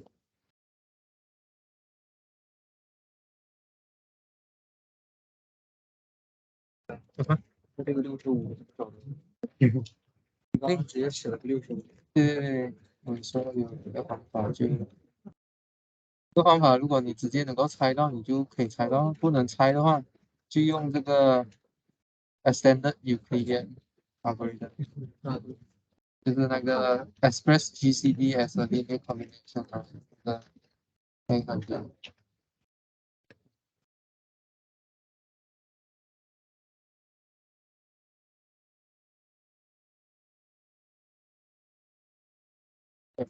所以，我们不是学过怎么 express GCD of A、B in terms of A 和 B 吗？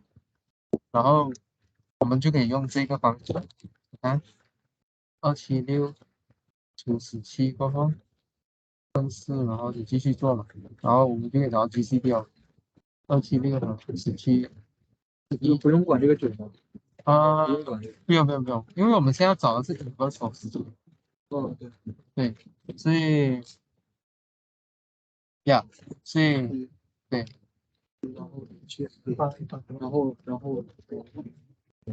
走到这儿之后，到这之后，然后我就可以把1写成，这样写另外一种比较清楚。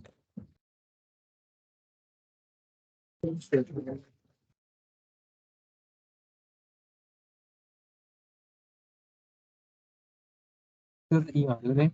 所以我这里写成1等于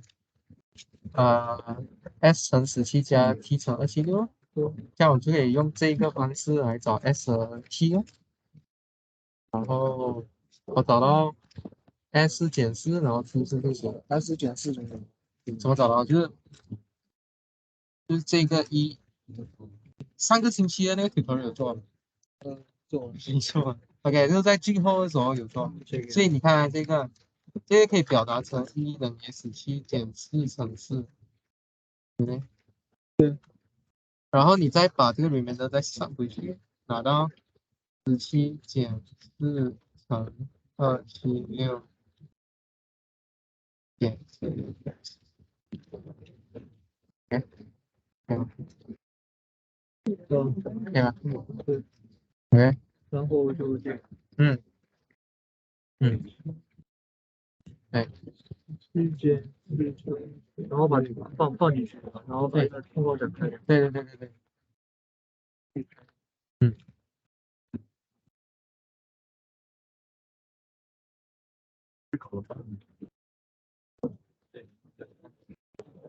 好吧。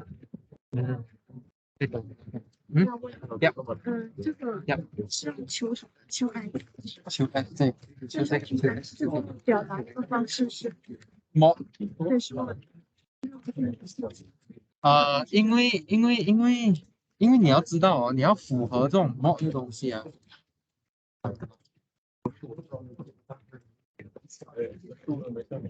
你看，你要解的东西是这种东西哦，对不对？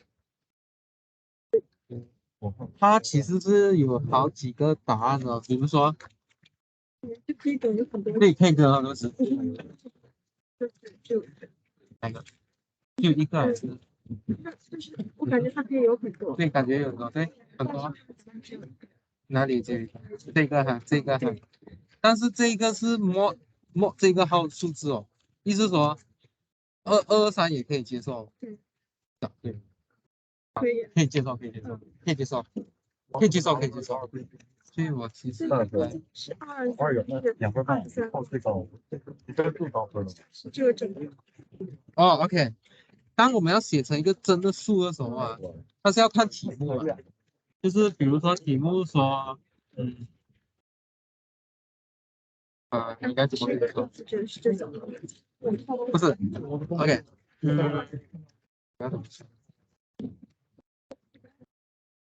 ，OK，OK，像这题的话，我没有特定指 x 是什么东西，所以 x 可以是23mod 105，但是如果 x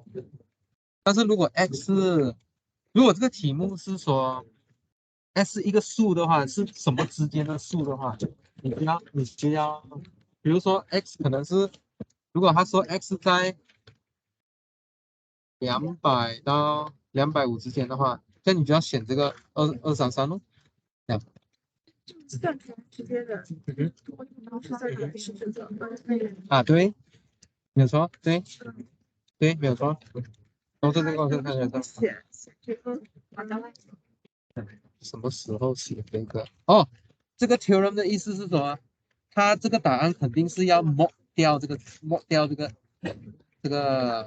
m 的，对。答案出来肯定是要先 mod 这个，只是问题是它的题目里有没有多的那个多的项目？答案是 x 等于233 mod 105，对，这个是它这个 theorem 讲的 mod 0，这个你看这个为什么是0？这个地方哦，我双感觉这个是所以355嘛，不是这个不是0，这个是 x 应该是2x。为什么355 362 370？哦，你是说如果你真正去算的话是2x 对不对？所以你对，你会得到这个对不对？你想得到这个对不对？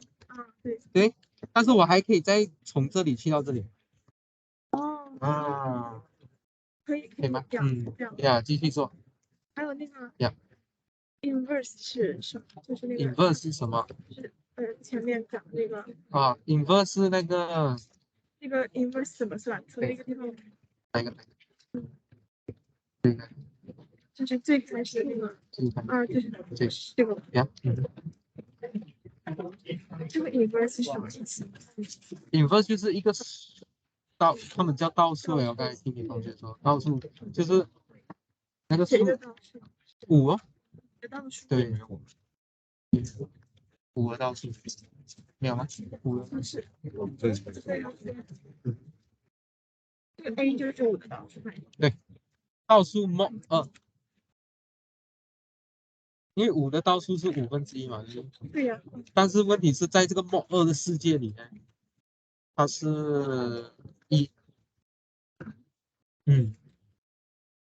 因为我的这个1不是我取的这1是1 mod 2，不是真正的1，它是在这个 congruence 的世界。所以计算5在哪里呀？计算5的方式是你要找一个数字乘5，它是 congruence to 1 mod 2。就所有都是这样，都是要在就是在这个世界啊，看你这个什么 m，就在这个里面23。对 ，m 是2。对，所以在这个世界里，我一定要有 a、b 跟 m，至少3个数。对。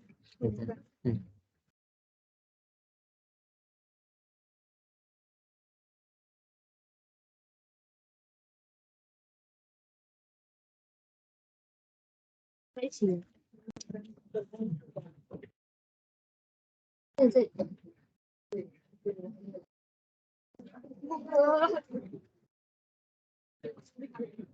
韩星瑜，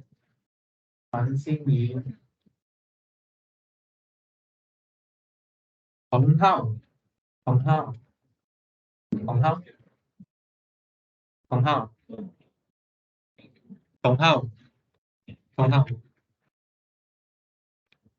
你有第三，洪浩，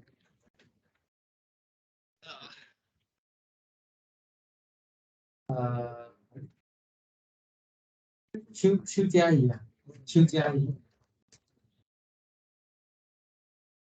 Yeah, similarly, you can take a photo first.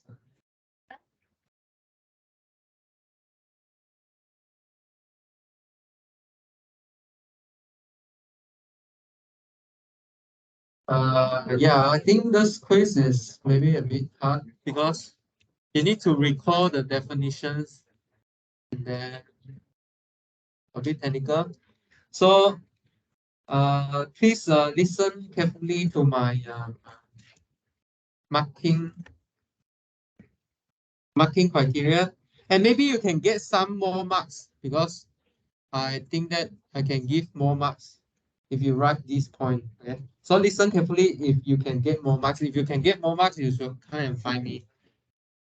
Okay, so first question. Or similarly, take photos and then give me back after the class, and then try listen to the marking criteria, and then if you can get more marks, you should come and argue with me. Okay, first, so what's the cardinality of empty set? So cardinality is the size of the set, the number of element in the set, distinct element. But empty set is the element with no element. So the cardinality is 0. Okay, to prove that empty set is proper subset of the set of empty set. Okay, I add here without referencing to any theorems because I want to see whether you know how to show something is a subset first. Because to show it's a proper set, you need to show two things. You need to show that it's a subset, and then you need to show that the right hand side, there's an element in the right hand side which is not in the left hand side. Okay. So the two, if you can state what you need to prove, I'll give you mark. Okay. Even haven't proving it, I'll give you mark. Okay. If you haven't start proving it, you know what you want to show, I'll give you mark. Okay. So after you can show this two step here, and then I'll give you full marks. Okay. If you already state what you need to show, I'll give you marks. And then the first one is vacuously true. Okay, we mentioned this in class because there's nothing in the empty set because it's already false, and then false implies everything, so no need to check whether this X is in the right hand side set or not. No need. Second, you need to find an X in the right hand side set such that X is not in the empty set. This is true because there's only one element in this set, namely the empty set, but the empty set is not an element of the empty set because empty set contains no element. Okay, so that's all for this question here. Yeah, so if you mention this but I haven't give you mark, you should come and argue with me. Okay, so this I just recall for you where is the definition of my lecture notes here, and then I restructure my lecture notes, so I split the lecture notes into weeks so that you can download them easier. Okay, second one. Yeah, second one. I think the hardest one is 1.2. It's more abstract. But 2.1, I think we did it in the class, but not exactly the same example. So the way to learn this course is not by just doing the same question over again, but you need to know what you are doing. Okay, it's by test by concept, not by just do like machine. Okay, so I ask you to prove that this function here is not onto. Okay. So not onto meaning there's some element in the codomain that you didn't reach, right? So in particular, in this case, it's 0. So, okay, I think a lot of you draw sketch the graph for understanding, I think, which is good, very good. Okay. But also you need to know how to argue algebraically. So if 7 over x is equal to 0, then you get that 7 equals 0, which is a contradiction. Okay. Hence, we found that 0 is not in the image of f. So I will give you 1 mark if you know that 0 is not in the image, and give you another mark if you can show that y0 is not in the image. This is done in one of the tutorial exercises as well. But I realized that maybe I didn't write super clear here. So if you can say that 0 is not in the image, in the range, I'll give you 2 marks. Okay. If you haven't got this 2 marks, you should come and find me. if you can just tell me that it's not onto because there's non-zero there. Okay. But in principle, you should say that if the function equals 0, why you can't attain the 0? In this case, you will get 0 equal to 7, which is a contradiction. Okay, the second 2 marks lies in the 1-to-1. Okay, 1-to-1, what do you need to do? So I saw that a lot of you don't know how to start. Yeah, so to show 1-to-1, you need to assume that you need to assume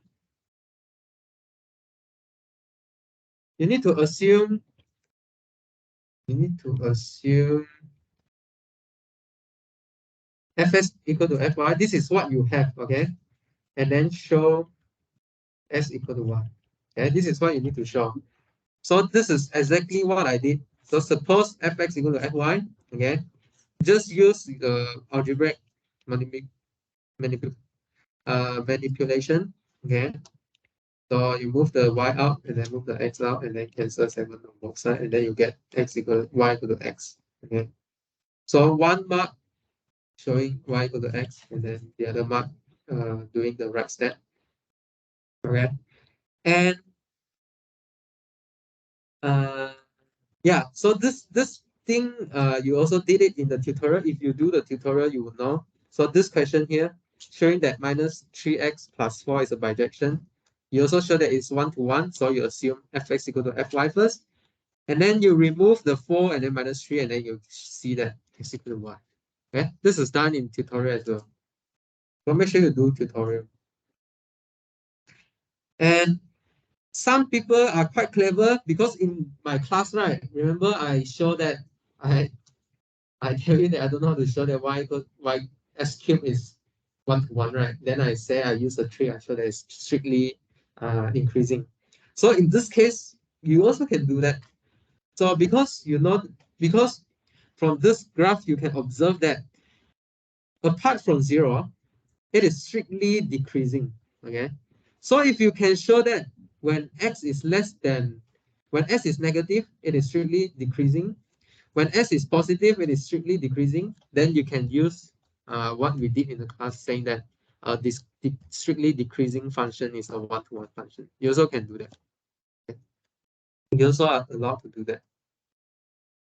2.2, what am I doing? Okay, I forgot to put the one on the corresponding range. I just want to ask, how is there a can you restrict the function such a way that it is bijective? Okay, because in 2.1 we show that f is not onto. So can you cut out the function part of the function such that it is onto and also 1-to-1? This is what 2.2 asking you to find. Okay, so in fact you can take any interval not containing 0, then you will be very good. Okay, and then I didn't ask you to show it. You just if you can know it conceptually, then it's okay if you don't show it. Okay, so you need me to repeat any part of that. So if you think you deserve more marks, you should come and talk to me. Okay. Yeah. If you come and talk to me, if you think you deserve it. Okay.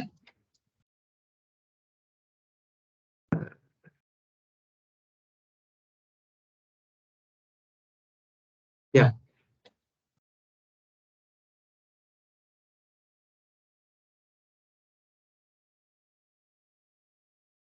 Any other questions or not?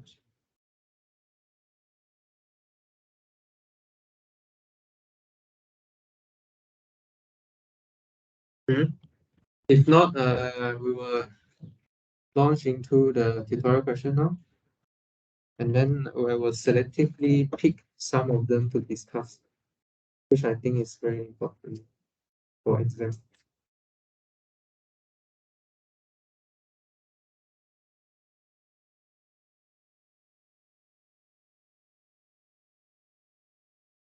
So if you want to score well in the exam, okay, if you want to pass, first of all, you want to pass the exam, you need to at least do all the tutorial questions. Okay. If you want to pass the exam, you need to do all the tutorial questions. If you want to do well in the exam, you need to understand the question that I picked. So meaning you need to understand the concept behind the question. Okay. Why you can use this method to solve this kind of question. Okay. Because maybe my question is not just changing the value. Okay. You need to you need to understand the concept and then use what you have learned. And then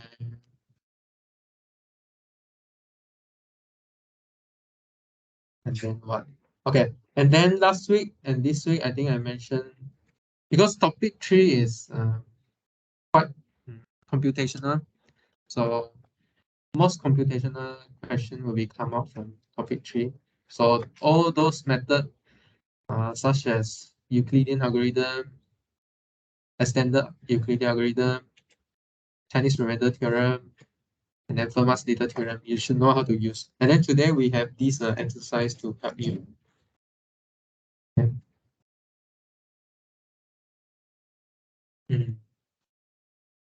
Can safely tell you that crypto is not important, at least for the exam. But if you, at least for the exam, you don't need to focus on cryptography.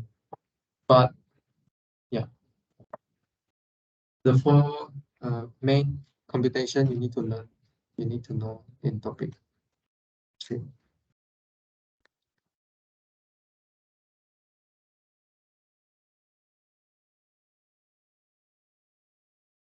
Okay. Anything you want to ask or not?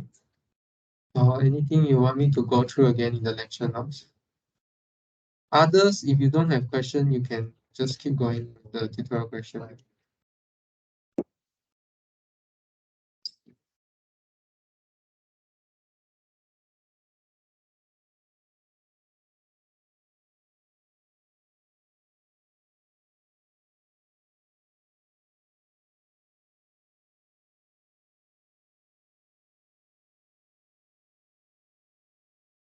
I think there's one just now in the break. There's one student asked me about this question. I think this question is very good. So, after you solve this system of congruence, right? So is it a number or congruence? Is a congruence or number or an exact number of a congruence? The answer is congruence. Okay, because in Chinese remainder theorem tells you that there's a unique solution, but modulo m. Okay, modulo the product of mi. Unless the question asks you about, give you a range of x, for example, in this case, in this example here. So let's say this x lies in between 200, 250, okay. But you found out that x is congruent to 23 mod 105. So this means the number that's in between x is the 233. So that's, in that case, x will be equal to 233. Okay. But normally the number the solution that solves the linear, the system of congruence here is another congruence, congruence, another number, modulo number.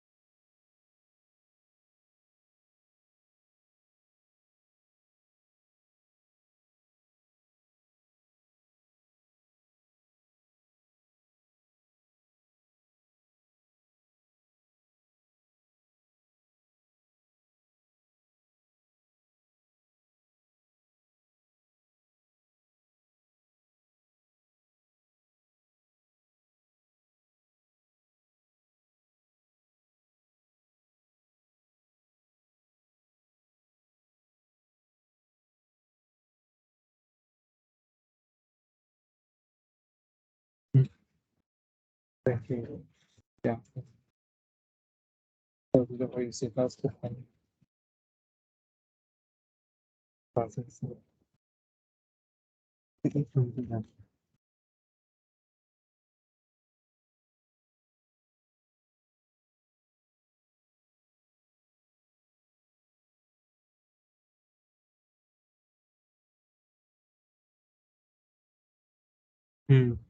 可是这个理由是错的，错了呀，这个理由是错的，因为你就算拿7/0，也不拿到零，就算你拿7/0，你也不拿到零，哎，你哪一个？这我从错的对呀，所以你拿7/0，你也不会拿到零。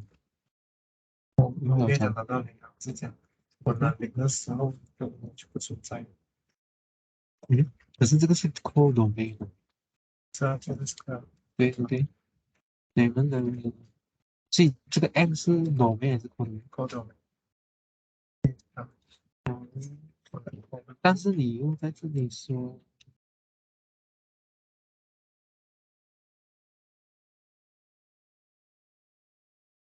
这个呢？这句话什么意思？第四行，第四，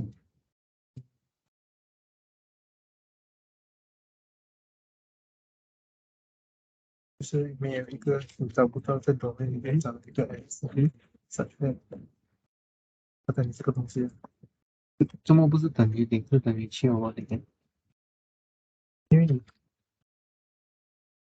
因为你要的是零嘛，不是7/0，我要的是7/0，因为我带那个两进去是这个东西7/0，那个东西不存在，所以是这样找不到，在 domain 里面找不到一个东西，是你当你从我的面拿你带进去的时候，可是那你的方向就反了，你方向是拿东西from domain，不是拿from code domain。啊，是啊，是啊，所以你现在去 code domain 拿东西放进 F 里面，就是我找里面这个 equation。如果你要这样找的话，应该是当 f(x) 等于零的时候，f(x) 等于零，你要 code domain 等于零嘛，对不对？我从 code domain 拿零，然后找有没有 image，不是这样的，因为 f 是 input value 是 from domain，不是 from code domain。是啊，我是这样，就是这个嘛，input value from domain，不是从 code domain。你刚才告诉我，你去 code domain 找一个 value input 的，那可是我这边有讲，你从 domain 找不到一个 value，such that，就是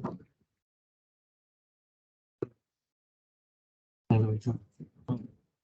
诶，呀，没有，没明白，这句话，好的。是零属于 R，这个 R 是在 code domain 里面，所以我找一个东西，它写这一个东西 reach 不到，那你找零不是？对，我也是找零。然后我让7/x 等于零嘛，我要找什么7除什么 x 会等于零，我要找一个 x，7/x，它写7/x 等于零嘛，对不对？哦，yeah，我要找它的 pre-image，但是没有这个 pre-image，因为但我会拿到7等于零，所以不可能。对，对的，对，对的。可以给你分啊，对，对，好，呀，但是不是你的 argument 啊，就是不是把 code 里面的东西丢进去那个 input，没错，OK，这个还给完，OK，OK，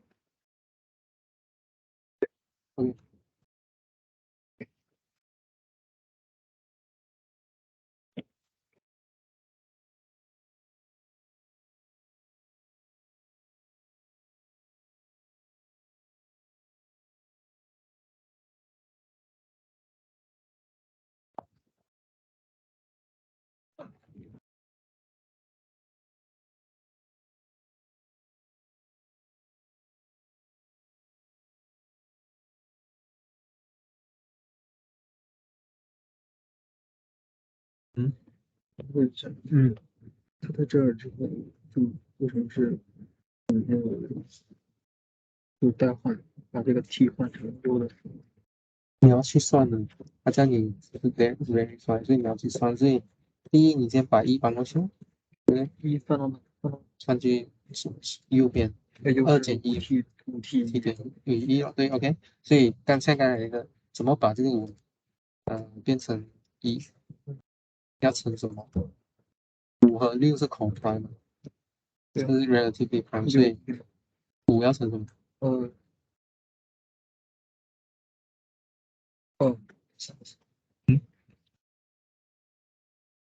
嗯，要乘什么？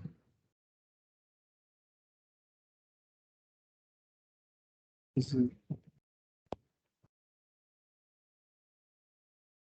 不对，这个给你告诉你答案那个。对，5对，5 25嘛，25减24，对，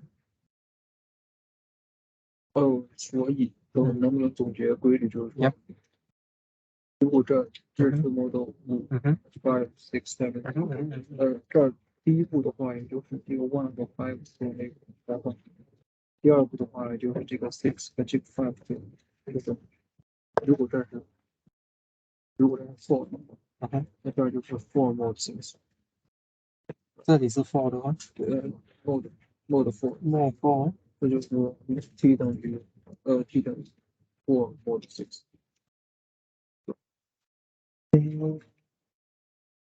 不一定吧？不一定耶，不一定啊。这里就是6，不一定，我觉得不一定。这个6我觉得不一定，不一定，不一定。我觉得不一定耶，不一定。这个需要自己算对。那这个5是怎么着的？这个5，对啊，又回来这个5啊？怎么说？这还是你自己猜出来的。虽然不难猜，但是如果它大一点，哦，OK OK OK，我觉得这个问题脑子可以啊，没有问题啊。我跟你说用那个 EAA 做啊，就是因为你可以 express GCD of 5跟6 in term of S，呀，用这个来做。EA 是什么东西？它残写什么？ EA 对，就是 extended Euclidean 这什么意思啊？这什么意思？这是上星期的那个不是，这个翻译一下。哦，Euclidean algorithm 是我们拿来找那个 GCD 嘛，对吧EA 就来找 GCD。EA 拿来找 GCD，然后 EA 拿来找 GCD 怎样表达成回去那个我表达怎么用 A 和 B 来表达 GCD，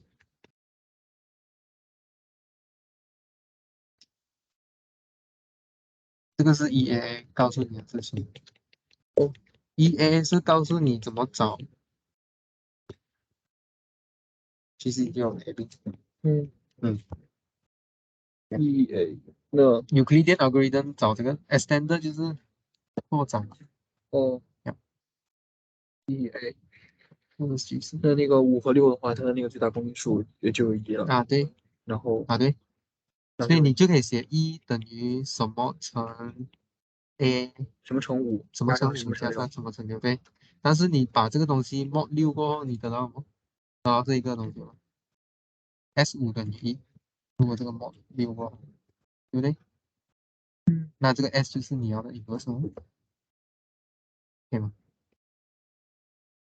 是有一个方式找，不是靠猜，只靠猜，猜可以。这是不用管后边的6B，对，因为已经在6了。对对对，你就直接就是 5A 和6B。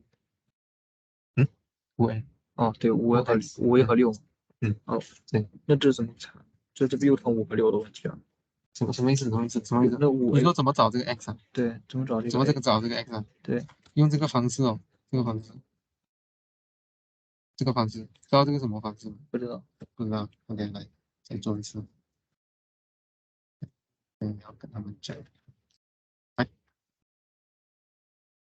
比如说你要找对，OK，首先你要先把这个 GCD 找出来先，对，找出来是用这个方式找嘛，上个星期我们已经说了。OK，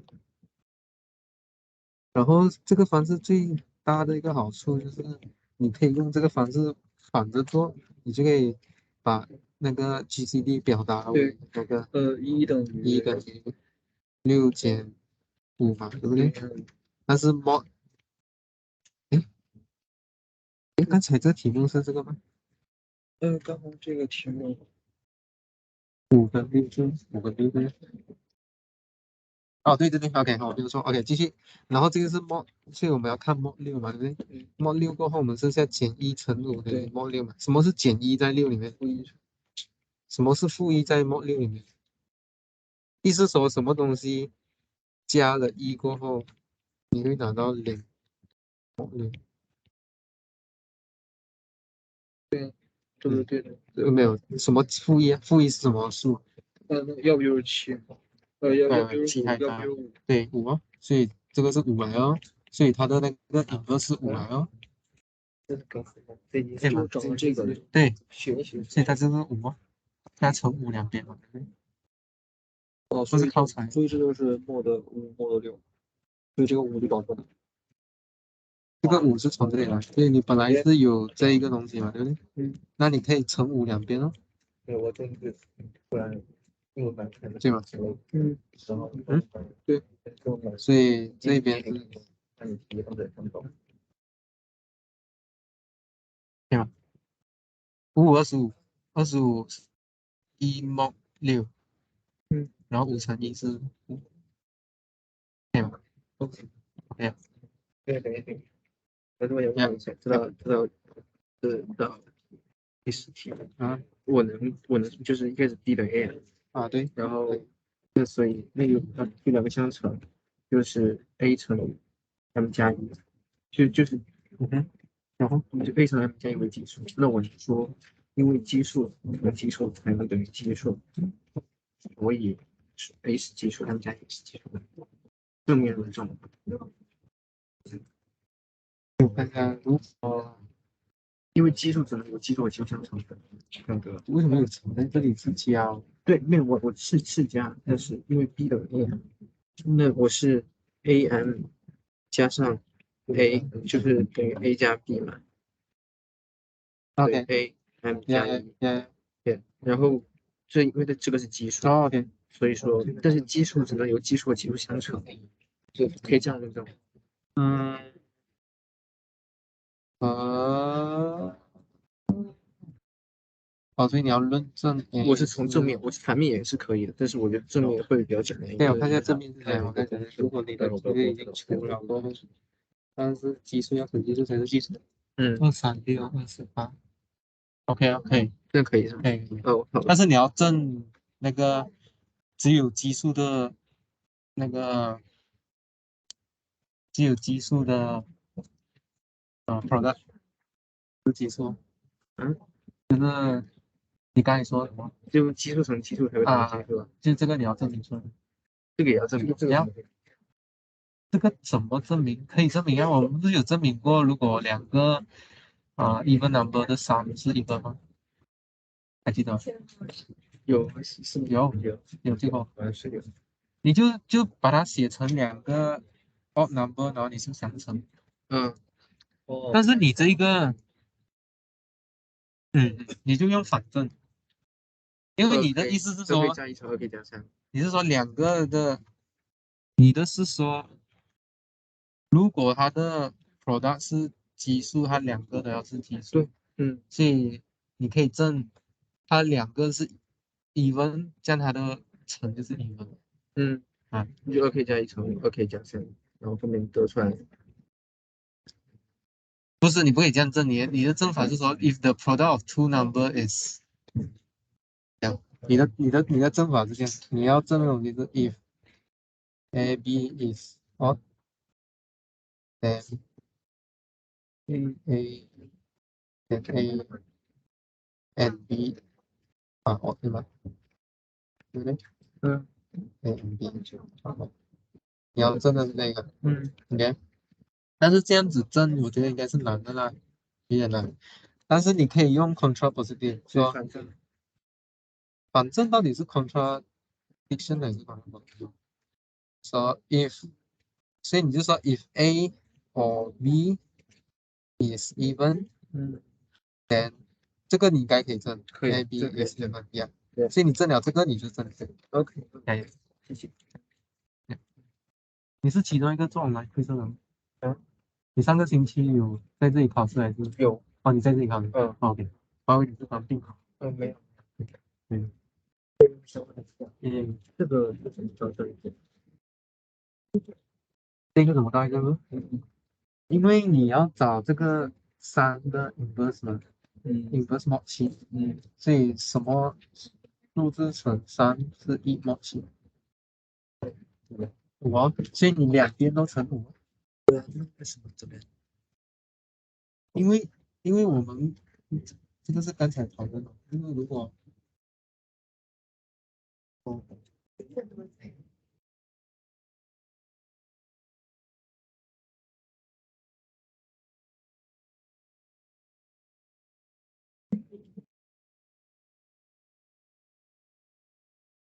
就是你可以直接对15做这个模做这个 congruence，然后对 S 做那个 congruence，然后可以合在一起，可以明白。这个合在一起也不是它的。合在一起是它的，因为你看，如果我有第一个的话，对不对？然后可以乘5在两边。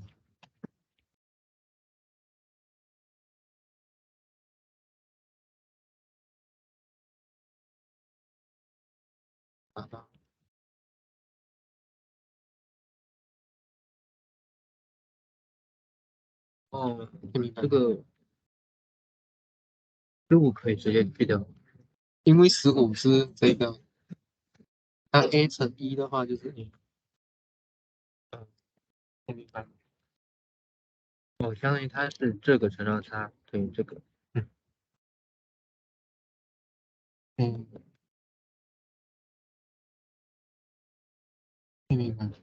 是。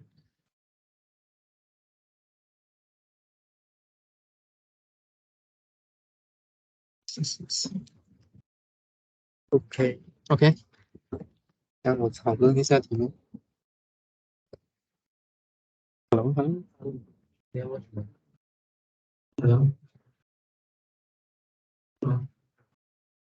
你要问这个有点不太清楚。这个 ？OK，等一下如果我没有讨论到，再来。OK， 好。Okay.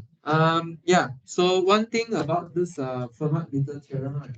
So actually we got a stronger, but another equivalent statement here. So for every integer, if you multiply the a on both sides, right, you also will get mod p.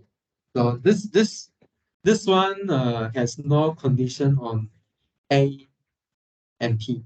Okay, a with p. I mean. Okay. Yeah. Okay.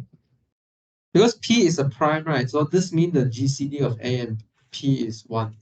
So if GCD of a and p is 1, you remember last time we said that we can just cancel the factor. So that's why we got this a to the p minus 1 is congruent to 1 mod p. And then this one will be useful for doing the question involving the how you call that? The variable, okay? Not the number. If number, you can check whether they are for prime or not. Variable sometimes. Okay, some question that I want to go through. Okay, like question like this, right? So you see why we learn EA? Okay. So why we learn EA? Okay, EA is the Euclidean algorithm. Okay. Why we learn the extended Euclidean algorithm?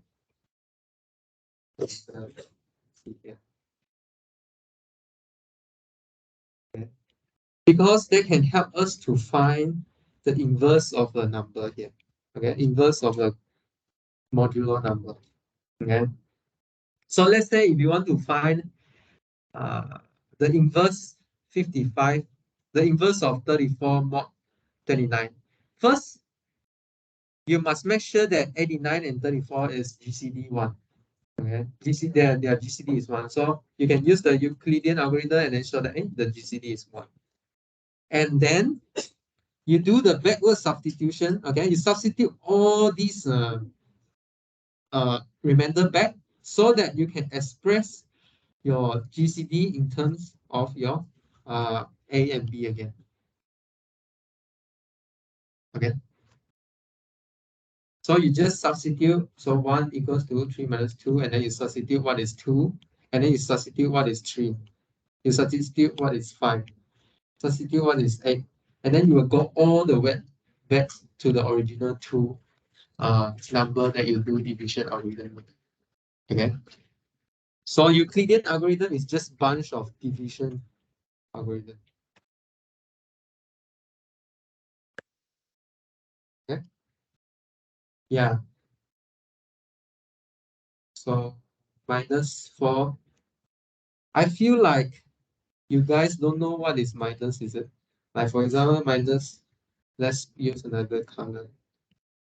So do you know what is minus? Let me ask you a question. So what is -2 mod 5? Can you quickly come up with the number? -2 mod 5. Huh? Can you quickly come up with the number? Because in Zm, Z5, for example, we only have 0, 1, 2, 3, 4, right? So what is -2? 3. Okay, yeah, it's 3. Because 3 plus 2 is 5. Okay, so minus means is the additive inverse. So when you add to 2, you get 0. So what number here you add to 2, you get 0. You in the mod 5, you take 3. Okay. Yeah. So this one you need to, so this include all the technique you need to learn. Okay. Because sometimes some of your friends ask me, so every time I need to by inspection to find the inverse, I say no. Okay.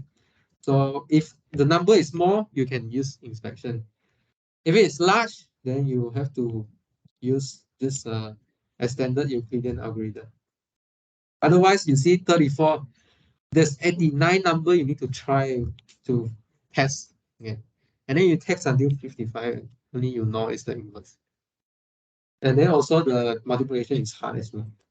Okay. And then similar question, I put a few so that you can do exercise. And then this one should be, okay, 4.4.20, okay, tell you how to use the Chinese remainder theorem. Okay, see this question here, they are co-prime to each other, and then the number is unique modulo 60, okay, only unique modulo 60. 4.4.34, okay, ask you how to use the Fermat's-Little theorem. So Fermat's-Little theorem says that if you raise to the power of p minus 1, you get 1. Okay. And then 1 to the power anything is just 1. And then you will do the rest, the modular arithmetic, the leftover. And then 4.4.38. This one is, this one combined Fermat's-Little theorem and Chinese remainder theorem. 4.4.40, I think you need to learn this. Okay. Exam will have similar question like this. So they use the Fermat's-Little theorem, okay, combined with Chinese remainder theorem. Okay. Use Fermat-Little theorem to simplify the question. Okay. Because this, yeah. And then use Chinese remainder theorem to combine the congruence. Okay. So you see, you need to like flexible how to turn the question into divisibility into the modular question. Okay. You need to be flexible a bit. The rest is the crypto, you can do it or not. And 4.6.40 also similar question will be in the exam. So also combine Fermat's Little Theorem and Chinese remainder theorem. So this kind of question you have to learn and then master. Yeah. Okay. Yeah, so please return me the question, the quiz after you take photo, and then if you want to claim mark, you can do so.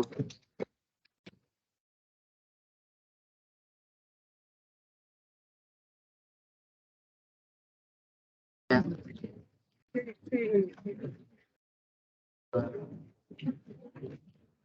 这个